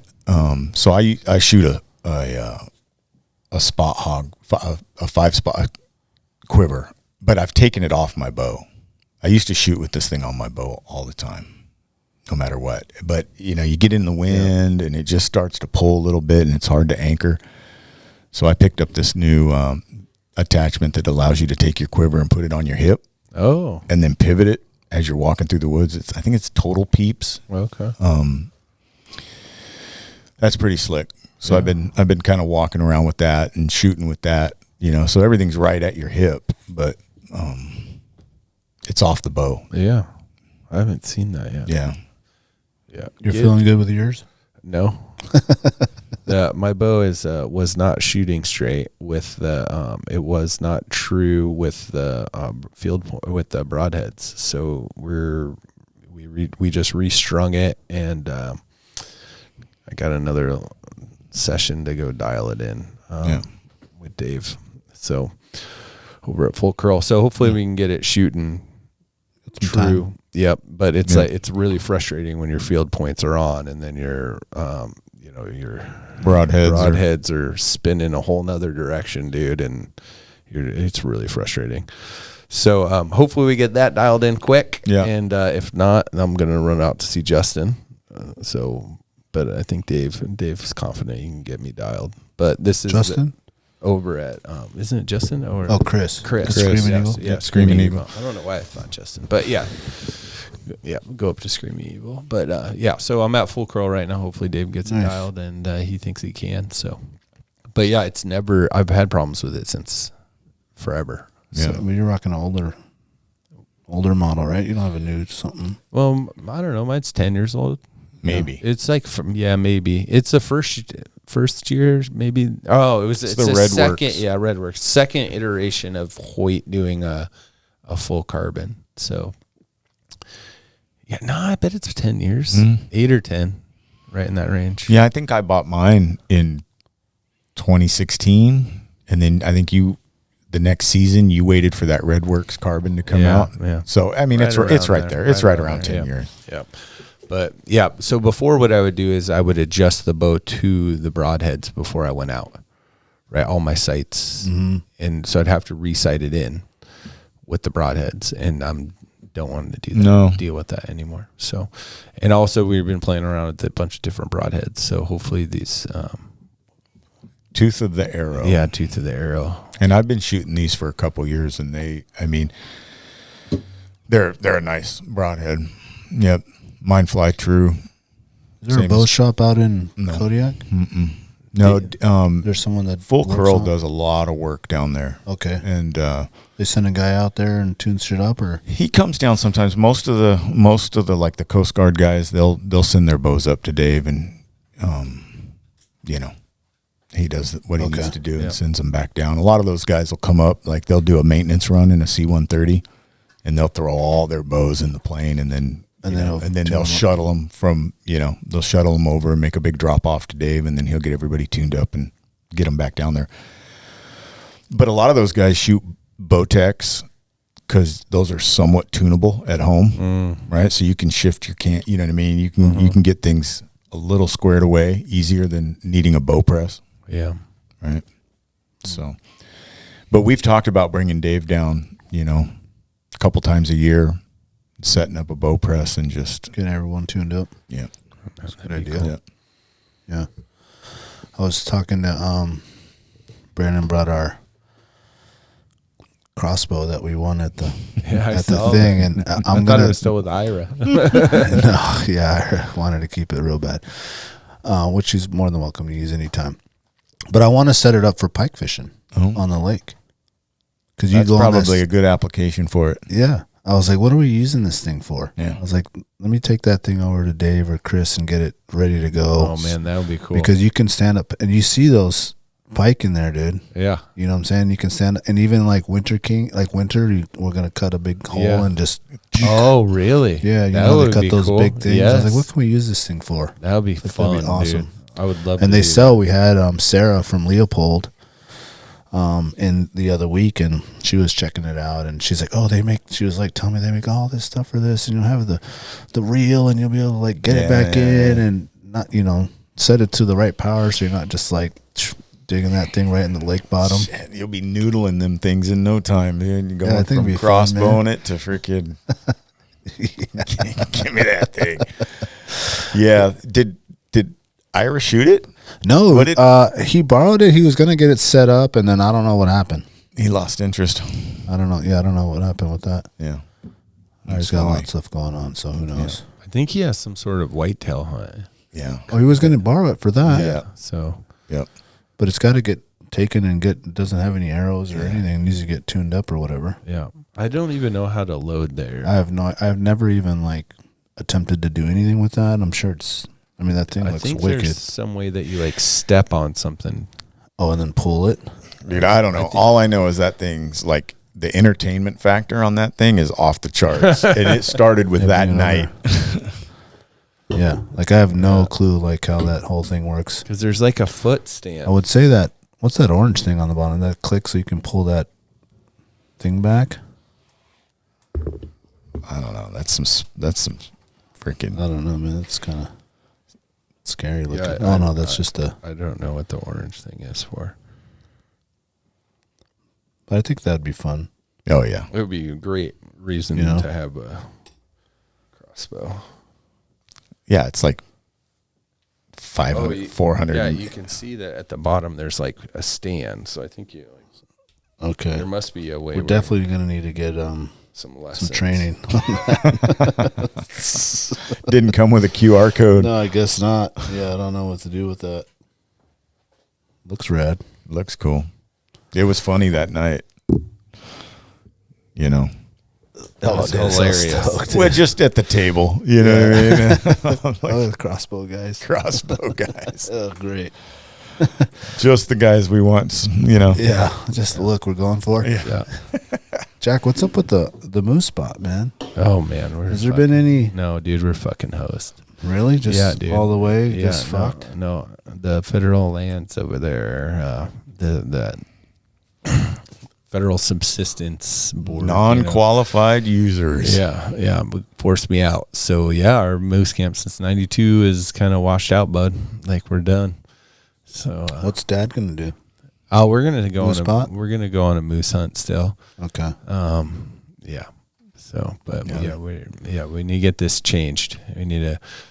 Kind of exciting that you guys could try something new together. I know that's a coveted spot, and you guys been going there and know it and all that, but it's exciting to go to a new place or an old place you used to go to or something. No, for sure, man. Yeah. I would be excited to go somewhere new for sure. I think, my dad and the other group, part of the, these guys have been going back there since 92. So they're like really. Yeah, dude. Well, not everyone else in there too. Yep.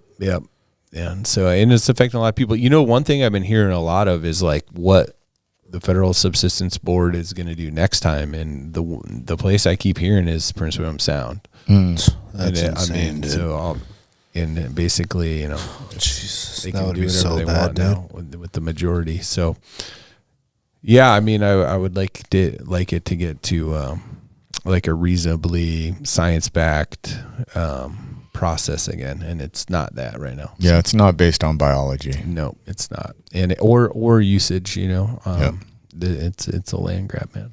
That's what it really is. Well, it's kind of weird because they took that, but yet they gave back, a lot of that Brooks Range Stuff that wasn't being used. area stuff. Yep. And I saw some questionnaires or something on like what they want to do with that 25 and 24. Mm-hmm.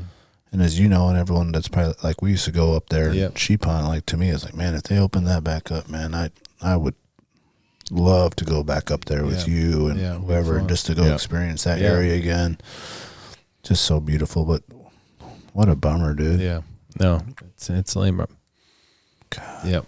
Get it together, Alaska. You guys going back to the spot that you went to last year? My brother is with Cisco, but if these rains continue, it's possibly can be. There's 2 rivers across, and it's real dangerous. Yeah. I think that the sheep hunt, I'm going with Brandon. I kind of, unless we get out of there early, I kind of miss the window when they're going, and it's not somewhere I would just like go to meet you. Oh yeah, for sure. So I'm looking to go weekend warrior after that, and I know Pearson looking for someone to help him on his spot, and Brandon has the other spot, and I'll take Mateo and do a couple. Yeah, just that'd be fun. Do something. I'm not gonna sit at home. Yep. Do you have anything coming up in August? In August, or is that the sheep hunt? Yeah, that's the 25th to Labor Day. Yep. Middle of August. No, I don't have anything set. Right. Yeah, not yet. Yeah. Well, deer opens August 1st. Yeah. In Kodiak. So it's coming I'd right love up. to go on man, if we can get out on that like we used to go in November it'd be area awesome. out there, man, I want to go. Yeah. I have that Actus thing. I haven't even blew through that thing yet, Oh, man. yeah, Just dude, sitting there in my garage looking at it. Yeah. Pretty What little. is it? The handmade deer call thing. Oh yeah. The stress call that homie makes them down in Sitka, I want to say. Is or it the Jim- little wooden one? Yeah. The little wooden one? Yeah. Yeah, I got one of those. Yeah, those are awesome. They work good. Hell They're yeah, fun. They do. Yeah. Yeah. Just been hanging in there. Look at that thing. Like, man, when's the next time I'm going to use this thing? Man. Yeah. I walk mine every day, and I'm like, oh yeah, need to get out.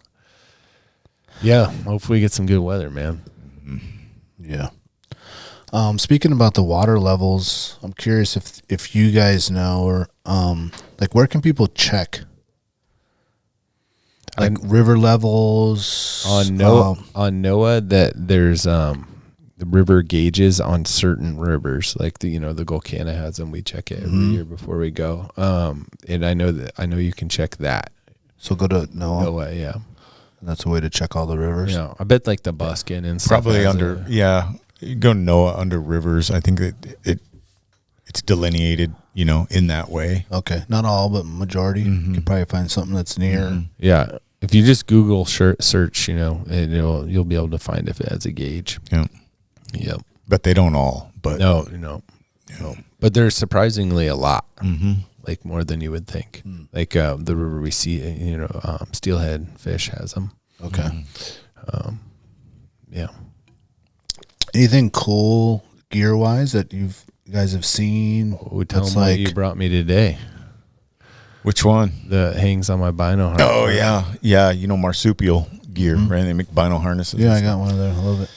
Yeah, I was ordering a few things and came across these little clips that hook onto the bottom molly webbing, and it's just they're little hangers for your bow, because it's all when you're out there shooting and whether you're practicing or you're actively you're glassing, whatever, right? You're always looking for a place to set your bow down. You see these guys with all these, legs and feet and everything where they, extra weight. Mm-hmm. This is just a hanger right off the bottom of your bino harness. You just hang it by the string, and grab your binos, do all your glassing, and then just quick draw. Yeah. And it's right there, like right where you're going to grab your binos. So you're just like hang it there. And then, I'd never seen anything like it. And he put them on mine. And my bow was out in the living room. So he put it on. I was like, what? This is amazing. It's one of those like $10 little pieces of kit that make such a big difference in, the hassle factor. You're just like, yeah, why wouldn't you want to just be able to like have a clip it there and you got and then you're free, right? And it's, they're pretty slick. And Gid's such a good buddy. He knew that, like, if we were down there, I'd be like, "What the fuck is that?" And he's like, "Oh, I wasn't gonna let you say that, buddy." Get you one of these. So that's cool. I'm rocking a new style of boot this year. Salewa. It's a company. Salewa. Mm-hmm. Yeah. Saddle leather works is kind of, if you take it back to the original language, that's what it meant. So in English it's Salewa, right? Yeah. So saddle leather works. Yeah. Right. So, but I have some of those for deer. Those like red or pink. Oh yeah, I remember those. Yeah. Oh, you had a pair? I still got a pair. Oh, do you? Yeah. I'll use them for lighter. Yep. Deer kind of stuff. Yeah, that's what these are. Like I think the Mountain Trainer 2. But. Yep, 100% blister-free guarantee. That's what they say? Yep. Really? Yeah, they're sweet. Yeah, they're sweet. You put them on, they feel like they're already broken. Really? Oh, yeah, they're nice. Yeah, and they have this thing they got like this, they call it their 3F, like heel cup. And so you know what a boa is? You know how you ratchet down like snowboard boots or whatever, right? A lot of things have boa on them. So it's that stainless cable, but they don't have a dial, right? They just, they anchor that cable to an eyelet at your instep, but it allows you to suck your heel in a little bit more customizable. Doesn't add any weight. It's really, and it's completely like encased in the rand and all the way around. So, it's not like there's any snag point, right? You'd think, a cable on my heel, it's going to, it's going to hang up on something. No, it's super low profile, but it just allows you to custom fit. Is it on the side? That heel, yeah. Yeah, and it just comes up to your eyelets on either side, right? Okay. So, pretty slick. Yeah. Yeah. They're so really it doesn't smart. have the clicker. No. When you pull on your lace through that eyelet, it holds itself. Yeah. So you can adjust the tension with that. Yeah. So where's the loose stuff go once you pulled? Or it just kind of like it just comes together over the top of your foot. Oh, okay. Yeah, but not in a pinch point, right? So basically the cable that comes up on the side has a couple of eyelets on it. And that's what your laces go through. And so you're just basically pulling on those eyelets around your heel. Okay. And snugging your heel. And yeah, they're sweet. They're, they got a, great Vibram sole, sheds mud. They're great for Kodiak, So Gore-Tex. They kind of got a little rocker too. So they're, even though they're, I think they're stiffer than I would have thought they were. Yeah. I haven't used them much, but they have like a little rocker that makes walking easy. Yeah. Got it. Yeah. Do you hunt with your glasses on? No. You wear contacts or you just go? Yeah, I wear contacts. Okay. Yeah. Can you do it without a mirror yet? Yeah. I can definitely get them out without a mirror. Yeah, out. It's coming. Well, Noah just started wearing contacts 3 days ago. So it's been like the frustrating. And today was his first day where I was like, well, give it a try. Try to put them in when I'm not there. Yeah. But if you get frustrated, just go back and try again. Take a break. If you can't do it, I'll come and walk you through it.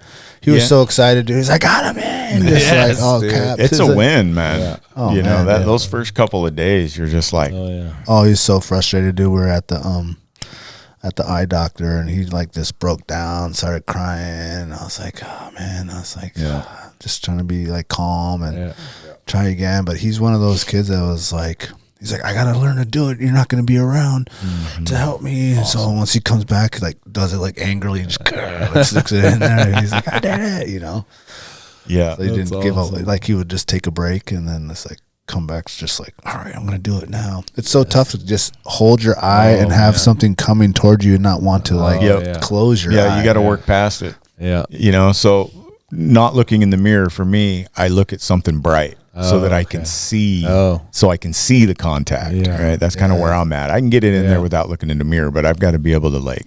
I still got to like use my phone or something. And I use look you at it. as an example, and I told him when he was getting it, I was like, you can be like me and put him in a dark tree stand. Or you can rely on the camera, like Daniel. It's the worst. It's like, dude. make a choice now. Yeah.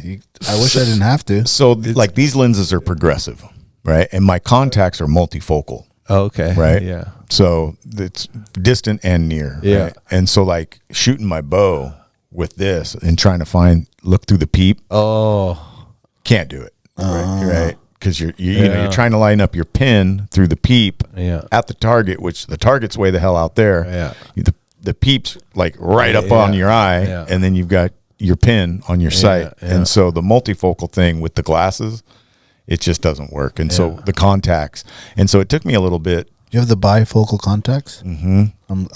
I'm needing that next. Yeah, they're multifocals. Yeah, they told me that, and I told them, I said, not yet. I was like, one more year or something, like readers. Like, dude, I had to pack readers on the Go Canada, dude, because I can't like tie the knot, dude. I can't like see, especially those little like dry flies, dude, to get that little line through there, dude. So tiny. Dude, I and you're like, is it glued?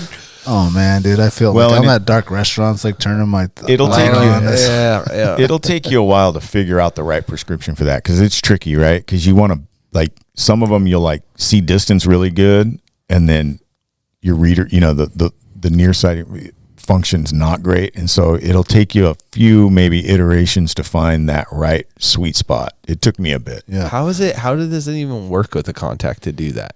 Is there like, do you have to put them in a certain way? No. Does it matter which way? It finds I think it's layers, and your eye just knows what to do with it. Really? Yeah, I don't know exactly because I thought maybe it was like a weighted thing where it needs to move. Like the heavier side is the, you know, and it falls to the bottom, but it's not. Yeah.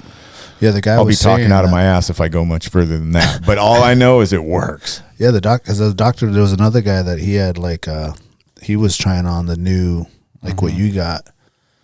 And I was like, he's like, yeah, your eye will just find it when you put it in there. Like they're a little bigger, and I guess the way that the edge of it is, the outer edge of the contact, it just will find its place. Like you can look through it down or something. Yeah. Weird, dude. It's Mine wild. are weighted because I have astigmatism. Yeah, Noah has one. That's astigmatism. And it rolls on you. It roll on you. Yeah, and it's bigger times. too. They're like, Oh, bigger. is it? Yeah. Okay. And like, because he has Maybe two that's different. how I can get mine in. Is that I have astigmatism in both eyes, and so maybe mine are bigger than yours.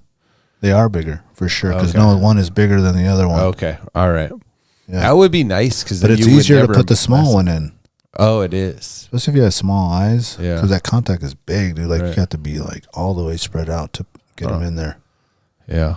I only pull on one side. One side, and then I look up and Okay. And roll into then it. I put it straight in so it's below my eyeball, and then I lower my eye into it. Yep. Roll into it. I roll my eye into it. Yeah. But I do it now in the tree stand in the dark.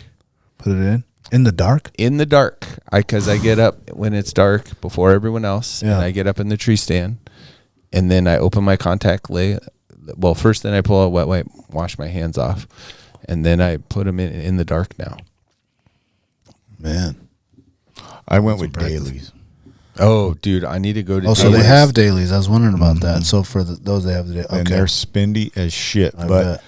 Is it aqua? That's the way to go, man. Just gets so dirty, dude, especially in the field, your fingers. And all that. that's, man. I know. You don't have to dealing bring with the fluid case and all and- that. Yeah. So, I mean, these have been, when I finally got the right prescription. So, like, I keep going back to using the bow, right? Because you're looking far and you're looking close because you've got this peep that you're trying, you know what I mean? Yeah. It's like you've got to have both Yeah. dialed. So you're having to like look up and then look down. Well, that's what I would have to do with these, right? Because I'd have to find that spot. But with those contacts, those multifocal contacts, just because your eye knows what to do, and it's the best of both worlds. And forget about them readers. Man, that's inspiring, dude. Yeah, they're good. Okay, I'm gonna get them now. Yeah, they're worth it. Yep. All right, Daniel, if you can learn how to do it, I'm gonna buy you a steak dinner. Learn how to do what? Or I'll take you over to get one of those chicken stuffed carbonaro things. If I learn to do what? If you learn how to put them in without. Okay, I'll practice. So either a steak dinner or the stuffed prosciutto chicken. Where's that at? What is that place called? What's it called? Fiore. Oh, Fiore. Oh, man, I haven't been to Fiore in a while. Yeah. Maybe that's where we should go then. Get it done and we'll go there. Okay. On me, dude. You got to get that down, dude. Because you're the one that taught me. Like, I was struggling at Ash Cup. My first time I ever put contacts in, and I had to get them in before our hockey game. And you're the one that helped me through it, dude. I was pissed, freaking out. There's nothing worse. I said, even grown adults get just so frustrated and mad, dude, because you just like. It was so hard, dude. And you helped me so much. Kyle Headley, like 6 months later, is the one that showed me that trick on how to get him in without a phone. Yeah. So the way I do it is the way he did it. My mother-in-law was telling Noah that the way she takes him out, and he tried, it didn't work, but like she'll like look to the side and then like close her, like go like that and Really? come out or something weird. Like she had some weird technique. I was Dude, like, her that's eyelashes go to work. like something, Dude, man. that's He tried it. It amazing, wasn't dude. working. No, She's like, that I just sounds do crazy, this and turn like that and go like that. And it comes out. I was like, what? How'd you even figure that out? She ejects it. Yeah. It would be Wow. scary if you had fingernails, like long fingernails, and you're trying to like get, put in and out contacts, dude. I don't think, especially getting them out, that would be No, weird. because you get to just come in so flat, you know? Yeah. How do you get them out? Because you got to do the pinch move. Yeah. Maybe I that's don't know why what there's they- The girls with the long nails. Maybe they just flick it out. I don't know, man. I would not like that, man. Whew. Yeah. Yeah.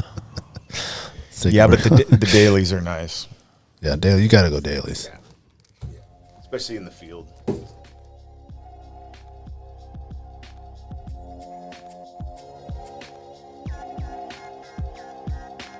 Alaska Wild Sheep Foundation, an Alaskan nonprofit organization established in 2014. With members throughout the United States and an increasing number of international members, this volunteer-driven organization works to facilitate science-based management of wild sheep and wildlife conservation. Alaska Wild Sheep Foundation financially supports various departments and conservation projects through raffles and live auctions, along with hosting its annual banquet event. The fundraiser features opportunities to win hunting and fishing trips, Alaska Governor's tags, custom firearms, optics, outdoor equipment, and more.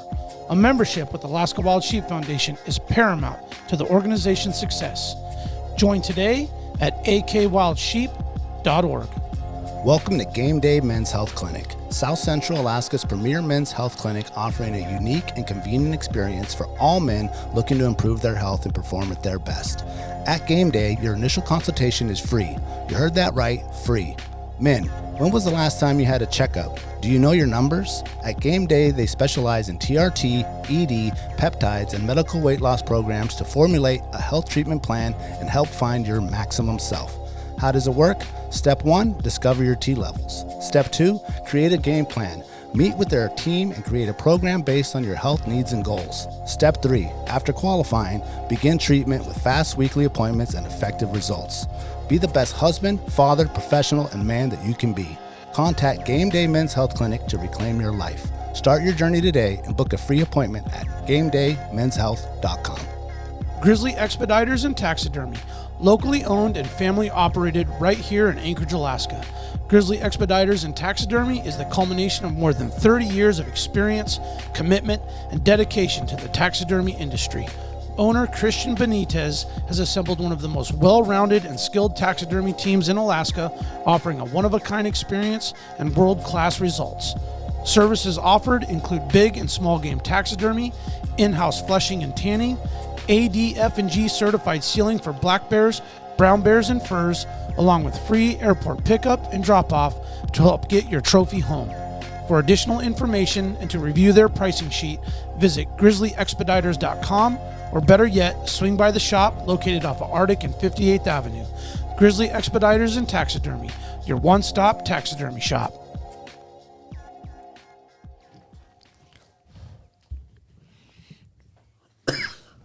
I am going to try to shoot a black bear when I go with Brandon. Oh, you are? Yeah. After sheep, though. Oh yeah, Yeah. after sheep, Yeah. Nice. definitely secondary. Nice. And you guys are flying in with Meekin's? Yeah. Or Meekin's son-in-law? Mm-hmm. Cool. Or do you know, are you going to go to the lower strip or the upper strip? We're gonna find that. I think the upper. Sweet. As long as weather's conducive. We do have a possible plan to go to these guys' space and do a podcast. Ooh, It's I on would the like note. to go with that. It's on the note. Okay. We're supposed to go to their offices or cabin or whatever. Yeah. Up. Chickaloon. Oh, I think it's they have in- Chickaloon and they have one in Sheep Mountain. yes. So Yeah. I think the plan is to go to Sheep Mountain Yeah. Okay. and do it there yeah. and do the podcast and then get all in the that. hangar, or I'm not sure yet. that'd be cool. Oh man, I would Yeah. love that. Yeah. Yeah, I'll go up with you guys. So I think that's set for it's on the note. Okay. Sometime in August. Nice. On a weekday or Yeah. a weekend? Then we also have the class with Sarah. That's on the note too, and that's she's gonna take a big group of us, about like 18 of us. She said. So I'm gonna bring my son. If you want to bring a Yeah. kid and get Yeah. one to come, and she's gonna give us some instructions with the new rifle and bring Yeah. your own rifle, Okay.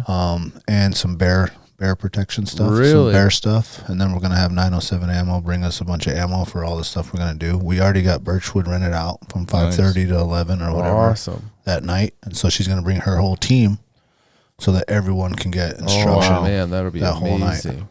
Yeah. And when's that? That is August 19th. Oh, sweet. Yeah. No, The that evening of sounds- August 19th. That sounds awesome. Pretty sure it's on our note, our shared note Okay. there.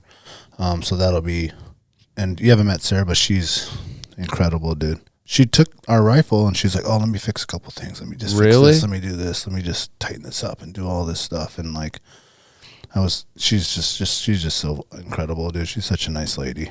That's awesome. And so awesome. And like, she's just like an incredible shooter. And like, you can just tell that she's a great instructor. Yeah. And bring her whole team out there to help us out and do Hell some bear yeah. protection and some long range stuff and short range, just basic stuff that like, Yep. I was telling her, I've never been instructed Yeah. Yeah. by anyone, Right. You know, other than my dad, Yep. years ago when he was, Yep. That wasn't very well instruction. Yep. Pretty much learned to do it by myself. And in all honesty, I'm not a great shooter. Yeah. I feel like I can learn a lot. Yep. I've never had any, just simple things that she told us, like even during the show. You should go listen to the show if you haven't, like wobble zone stuff and just like when to know, like, yes, green light or red light, like readjust. You know what I mean? A simple way to do it. Right. So just in that little moment, you could tell that, man, she can really instruct. Awesome. So it'll be a good night for us to go, and Kevin's I going would to come love and do a that. little video, and should be a good time. Yeah, the twins would love to go. Yeah. I mean, that's just time well spent. Yeah, mean, she's hooking it up, dude, for free. Yeah. And it's We'll buy pays the ammo dividend. that we're going to use, and Yeah. bring your rifle, bring whatever the kids would shoot. Okay. We'll bring our rifle, the co-op rifle and all this, whatever. Yeah. Bear gun, I'd bring your 44 and stuff like Yeah. that too, and Yeah. we'll get some instruction, Man, that'll be amazing. some professional I would instruction. love that. You ever had a professional? No, dude. instruction? I just had John Lau sniper school. Yeah. Yep, he learned it from a Marine recon guy, and basically it was like there's a few little things like the breathing, pull slowly, get surprised. But the biggest one that he would do was like he loaded the rifle every time, so I didn't know if there's a round in it, and you don't flinch around John Lau. That's I flinch. he doesn't tolerate that. Yeah. I mean, I flinched a lot of times. It just wasn't a good experience when I did. Yeah. So but it makes you stop. Yeah. Yeah. It makes you stop if someone else loads your rifle and you're flinching to nothing. Yeah. It's embarrassing. Yeah. That's So, that dry firing practice. Yep. you So know? And then not knowing whether it's going to dry fire or Yep. fire. Yep.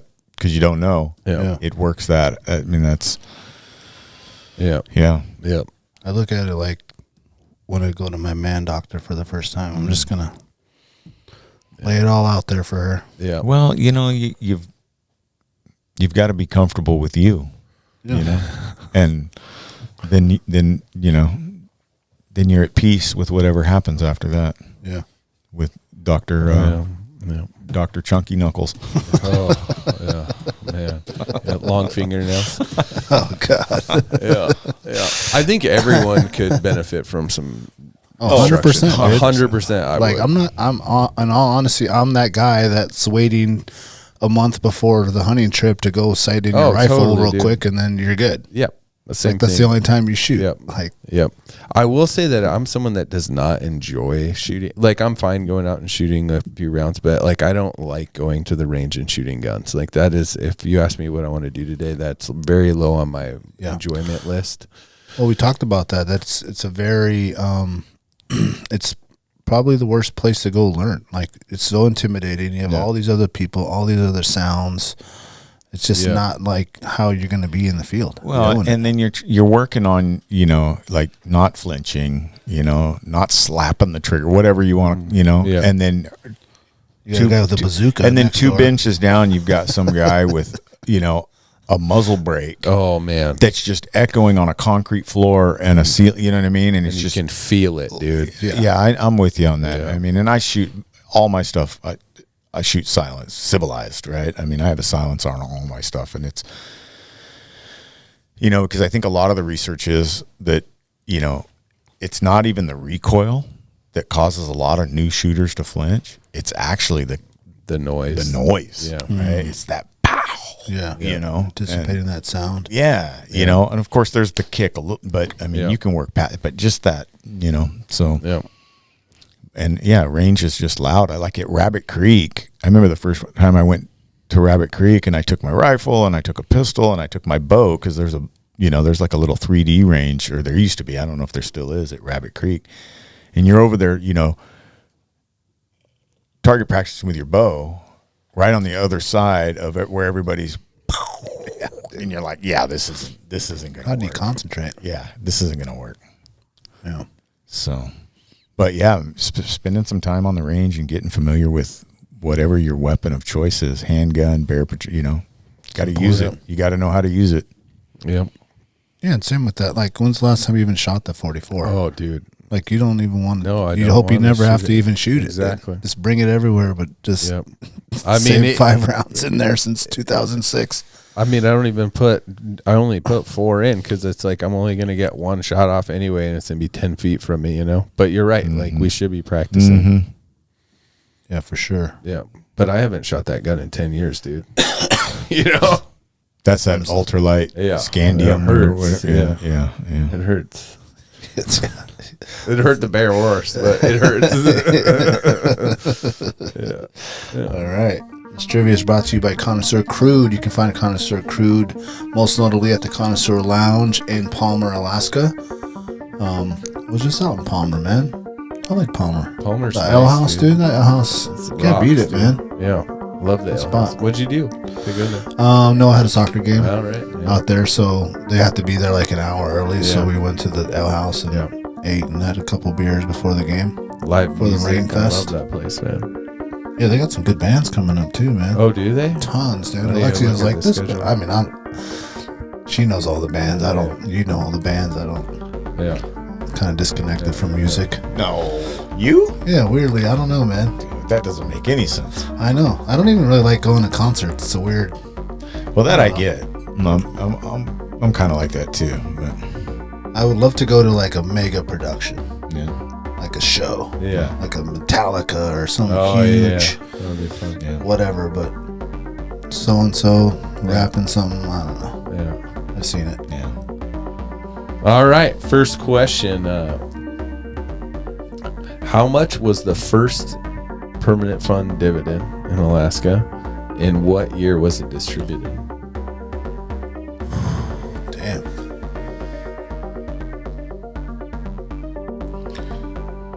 $3,300 and 1984. Say $1,200. 84. I'm gonna say 80. All right. Well, you split the difference. It's 82. But those are a great guess. And then it was $1,000. Wow. But here's what's crazy. It was supposed to be, the legislation passed in 1980 to make it $50 per year of residency. And then some dude some people sued the state, and the U.S. Supreme Court ruled it unconstitutional to do that. And so to resolve it, they made it $1,000 flat for everyone. I thought that was pretty nuts. That's interesting. I thought it would be cool if you had a percentage higher for the years lived. Yep. You know, so someone that's lived here 40 years should get a little more than someone that's been here for 2 years. Yeah, I agree, man. Yep. But And it's it would also unconstitutional. prevent people from moving here for that reason, you know? Yeah. Yep. Yeah, it'd take the incentive away for some, I guess. All right. Okay, so this comes back up again. So earlier we talked about Dan Sutherland going down the Yukon. What style of boat did Fighting Dan Sutherland use to navigate the Yukon River in the early 1900s? Okay. What type of boat? Yeah. Well, God, all I envisioned is like the boat that they were in on the Revenant when they were like getting the furs, you know? Oh, Like yeah. I don't even know what that's called, Yeah, but one of those like wood boats that has like maybe a little bit of a interior where people can go in. What would you call that? I don't know. A fur bearing boat? Yeah, I don't know. How's it paddled? Like, is it like Oh, I would think you'd have like 6 dudes. paddling? Yeah, 3 dudes on each side, if not more. Yeah. I think that would be called a wooden scows boat. Wooden scouse? Scows. Wooden scows. SCOWS? Yes. Scouse? Yeah, Never I heard think- that. We could look it up, but I think that's what Scows. that looks like. Okay. So you're thinking of wooden scows. I'm thinking something like that. Because what was the year again? 1900s. Yeah. Early 1900s. Yeah, dude. That's my Yeah, guess. it's pretty basic. Yeah. Big old tiller on it, you know? As a tiller? Yeah. So it's powered how? Well, I mean, Coal? no, I mean, it's not powered by anything, yeah. Oh, okay. So what's the tiller? Just to steer, you know, Just to just to help steer it, okay. right? All right. As you're going through the current, and, Yeah, you know. I mean, I guess some guys are rowing this Rowing thing, it. you know. Yeah. Okay. Other options would have been like a canoe. A canoe. Okay. Yeah. And another, but they didn't go down that. And then what they did use was a stern wheeler paddle wheeler. So like one of the boats with the paddle in the back. Oh, like the With steam- with Mississippi style? I assume it's steam. What? Yeah, like Mississippi style? Yeah, that's like a paddle wheeler. And so it's a stern wheeler is what it's called, but paddle wheeler. And how would they steer it? I think what it has has some a sort of tiller rotor thing. Yeah. So they must have built it up there. I don't know. mean, Or they brought it on the train. Oh, maybe. You know? I don't know. Okay, well, That's impressive. Here we go. There's some more information. And Brandon wrote these. Okay. So he says, in the early 1900s, the Yukon River was dominated by shallow draft, flat-bottom stern wheelers, also known as paddle wheelers. These triple-decked wooden steamships, there you go, steam power, were essential for transporting mail, mining equipment, passengers. Along with steamships, rugged wooden scows, the flat-bottom boats with the rows, barges and canoes were heavily used.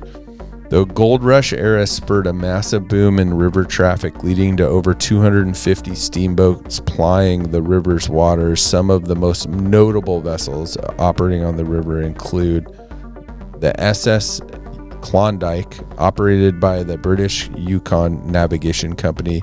This famous stern wheeler was one of the largest on the waterway, capable of carrying massive amounts of freight between Whitehorse and Dawson City.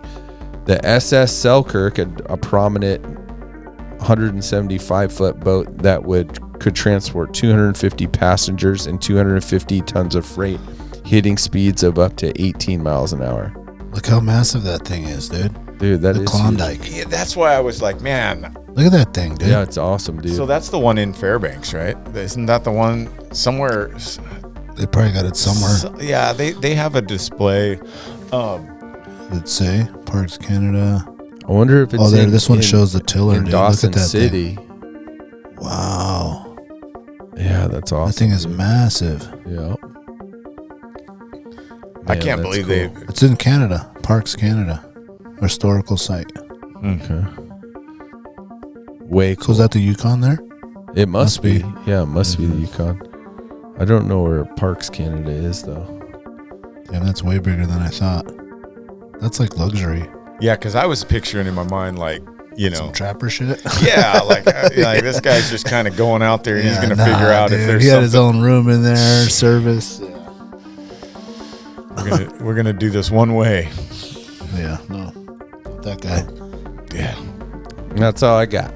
That's it. All right. Yeah, man. That would be cool to live in that era, man. Steamships and Yeah. it's probably lots of poker on that thing. Mm-hmm. You know. Oh yeah.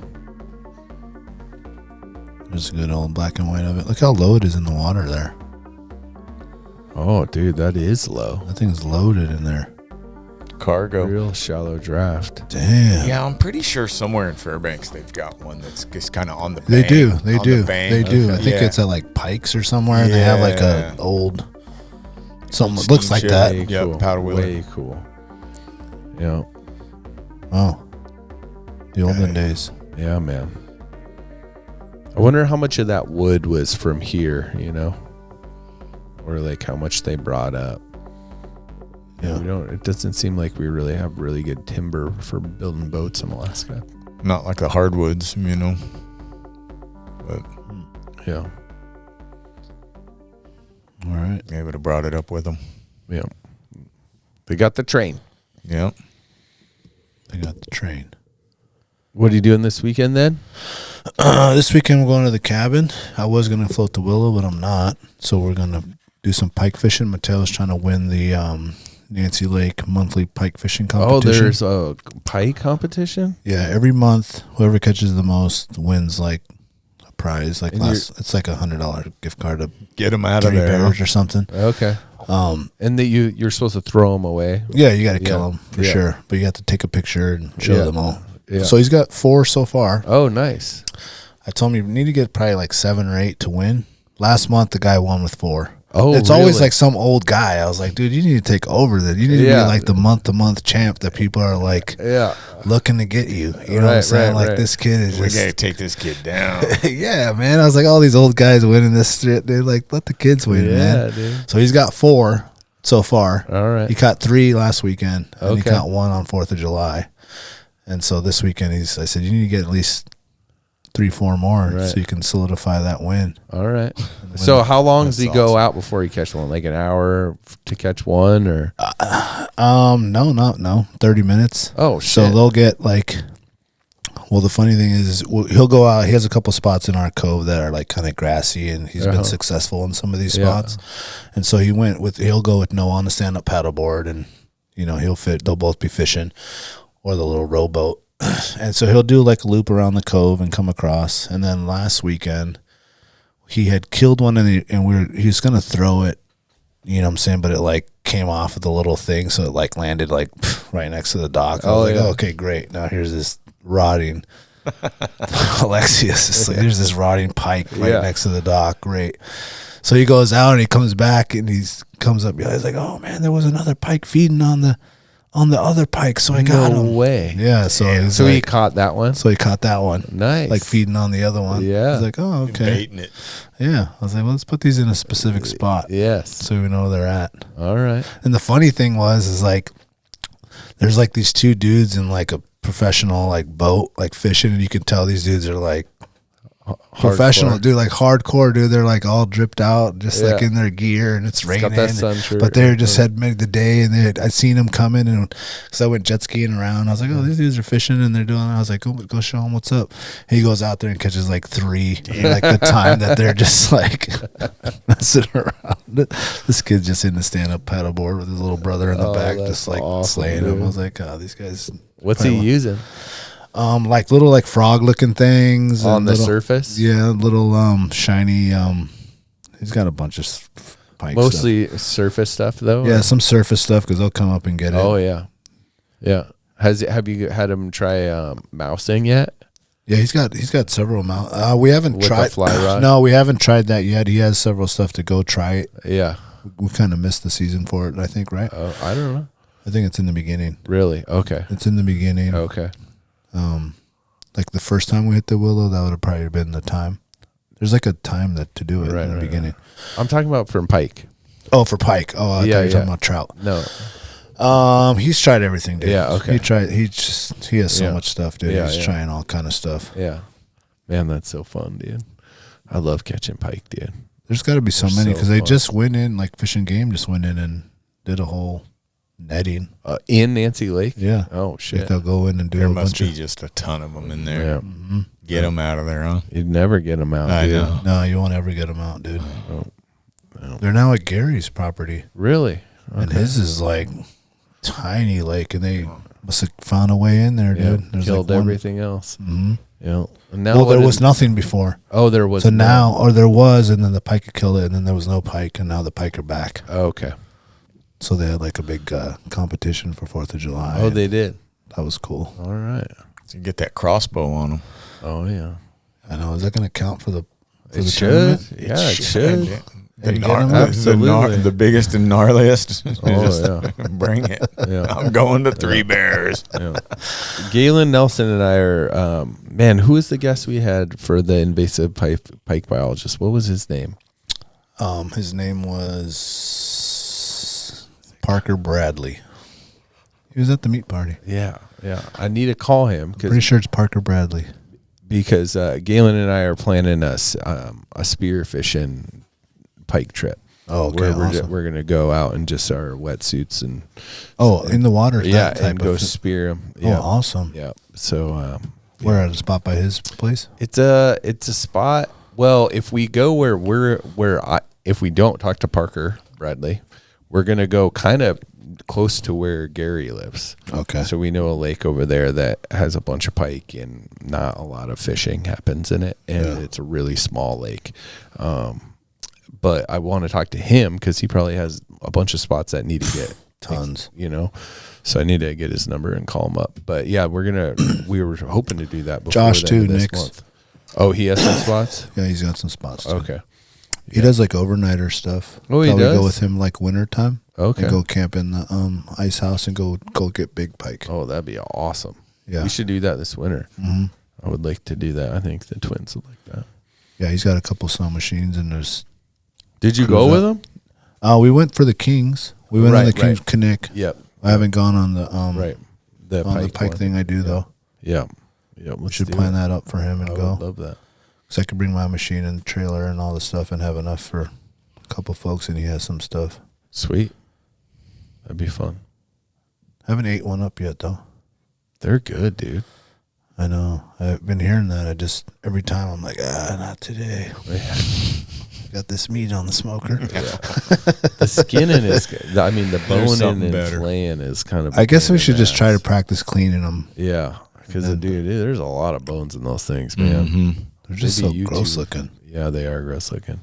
Yeah, Galen said that his favorite part of spearing them is like when you're swimming underwater. You just got your snorkel or whatever, and then you're like going into that thin grass and you're trying to look in it. It's a little murky, and then suddenly you see this giant snout right in front of your face. Scary. He said that's the best part, and so I'm really excited to get this experience. Yeah. This is the possum guy, though. Oh yeah, I did. So, but yeah, I'm really excited because you got to get in the weeds, man. Oh, They're yeah, all in dude. the shallow in the Oh weeds. yeah, dude, ambushing, and I'm gonna ambush it. Yeah, But dude, it's gonna scare the shit out of you. Oh, you know it, dude. It's gonna be fun. Those things don't just die either, man. You just that dude. thing is gonna run off. Oh yeah, man. Yeah, I remember the early days on Alexander, and when we still kingfishing, and they started getting them, man, and we are just catching them for days, throwing them in the woods, and you can't kill it, dude. No, it's like grows legs and walks back to Oh, the they river, do. It dude. tells I stabbed this thing like 12 times. It's still shaking. Dude, it's crazy. But a rainbow trout, like you touch its gills and it's dead. done. Yeah. It's like, how's this exist?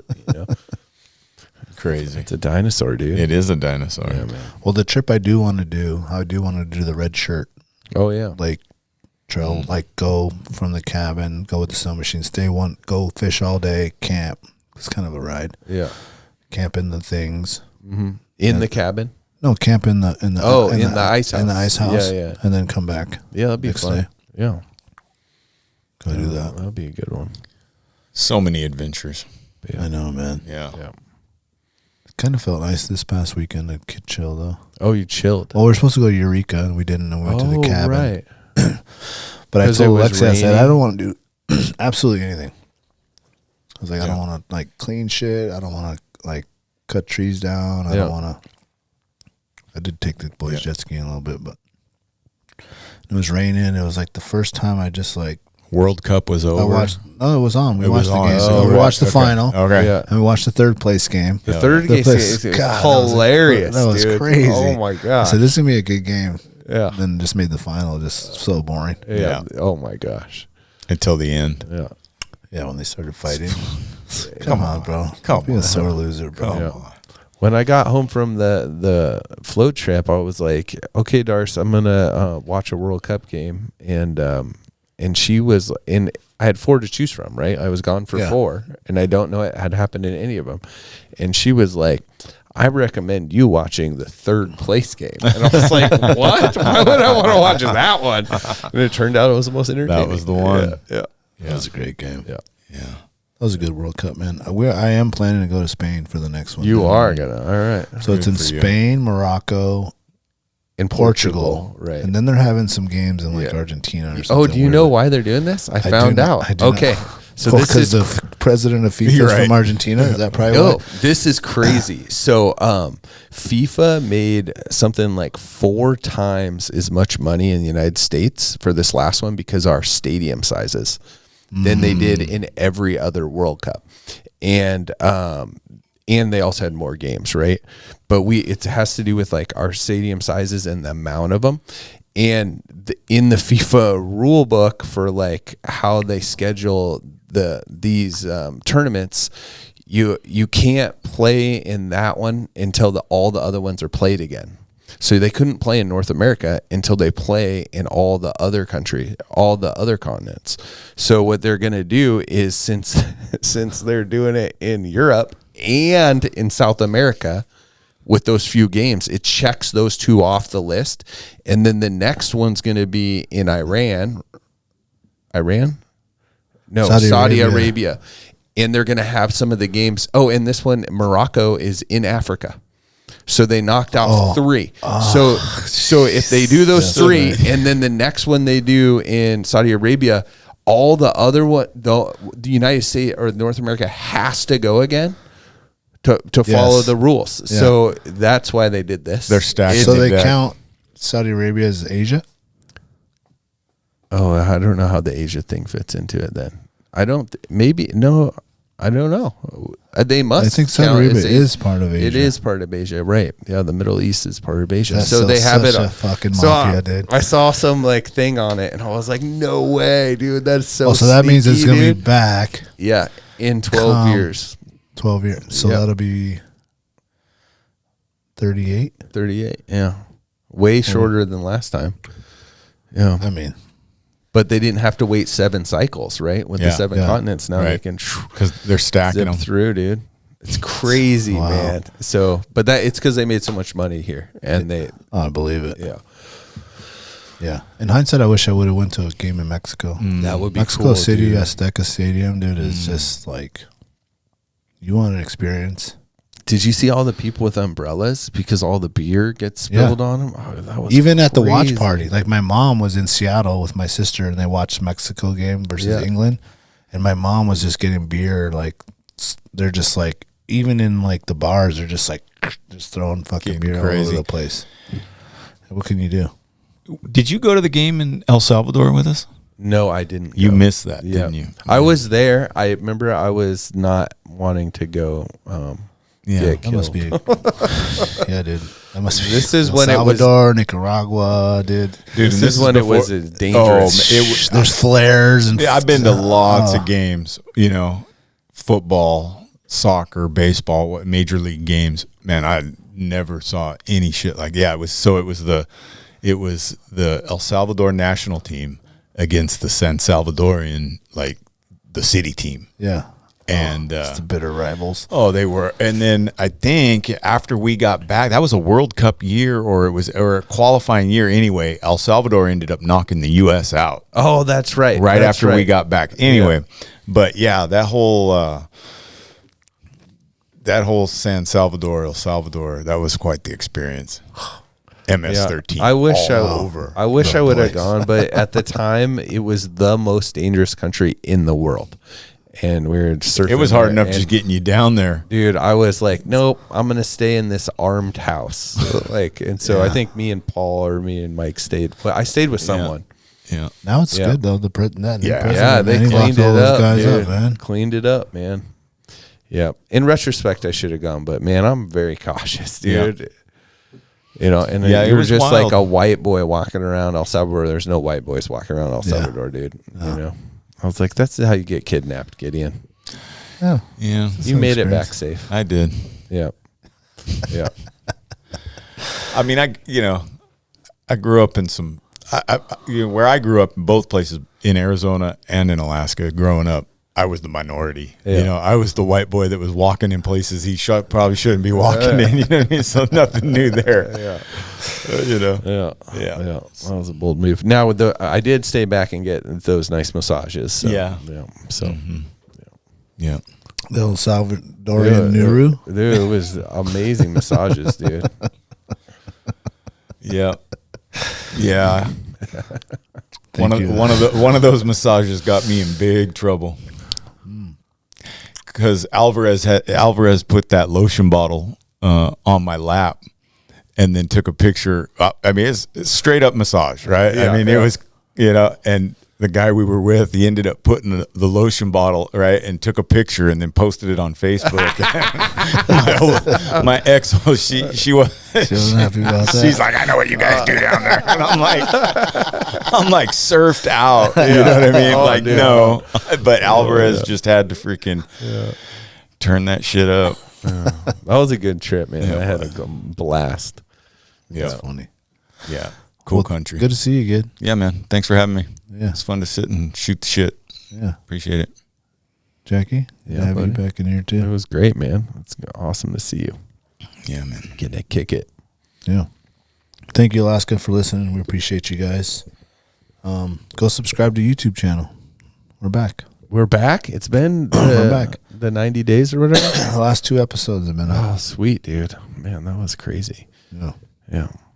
So we're back. Cool. Appreciate you. Stay wild. You remember my speaking to you of what I call your overcautiousness. Are you not overcautious when you assume that you cannot do what the enemy is constantly doing? The Alaska Wild Project podcast is presented by Alaska Wild Sheep Foundation. Established in 2014 as an Alaska nonprofit organization, its purpose, keep sheep on the mountains of Alaska. As stewards of wildlife conservation, they promote scientific wildlife management, educating the public on wild sheep while enhancing populations. Their objective is to protect and improve sheep hunting and viewing opportunities. Join as a member today and make a difference at akwildsheep.org. Alaska Wild Project podcast is supported by the following sponsors. Barney's Sports Chalet, supplying hunters with the best hand-selected gear since 1963. The exclusive home of frontier gear built for the rugged Alaskan terrain. Your one-stop shop for all your outdoor needs. Visit Barney's today at 906 West Northern Lights. AZAC Equipment. The mission is pretty simple. Build equipment that is light, functional, and durable, providing hunters field-tested gear for the rugged Alaskan backcountry. AZAC Equipment offers optic mounting solutions including ultralight tripods, pan heads, and ball heads designed to deliver in the most unforgiving conditions. Check out their products at aziak.com. Mayor's Salsa, made fresh to order, ensuring you get the most flavorful salsa every time. Crafted with the finest ingredients, delivering an authentic taste you can truly enjoy. The classics include City Slicker, Arctic Heat, Fairbanks Fire, and AWP's favorite, Rollin' Smoke. Visit mayorsalsa.com, changing the way the world eats salsa. Game Day Men's Health Anchorage, helping men look, feel, and perform at their best with testosterone replacement therapy, ED solutions, medical weight loss, and cutting-edge peptide treatments. Whether you're grinding on the job site or chasing kids around the suburbs, Game Day helps you reclaim your game. Take your health to the next level at GameDayMen'sHealth.com. TheTreehouseAK.com, located at 341 Boniface Parkway, Alaska's own and grown cannabis and CBD store. Ask the bud tender what the strain of the day is to get your 10% off. The Treehouse, where the culture lives. AKO Farms, located in Sitka, Alaska. Built from the ground up with concentrates as their single motivation, with exclusive products such as their sugar wax, full spectrum diamond sauce carts, and more. Ask your local bud tender about AKO. Marijuana has intoxicating effects and may be habit-forming and addictive. Marijuana impairs concentration, coordination, and judgment. Do not operate a vehicle or machinery under the influence. There are health risks associated with consumption of marijuana. For the use of only by adults 21 and older. Keep out of the reach of children, and marijuana should not be used by women who are pregnant or breastfeeding. Lawn Pro AK, Alaska's year-round professional property maintenance team.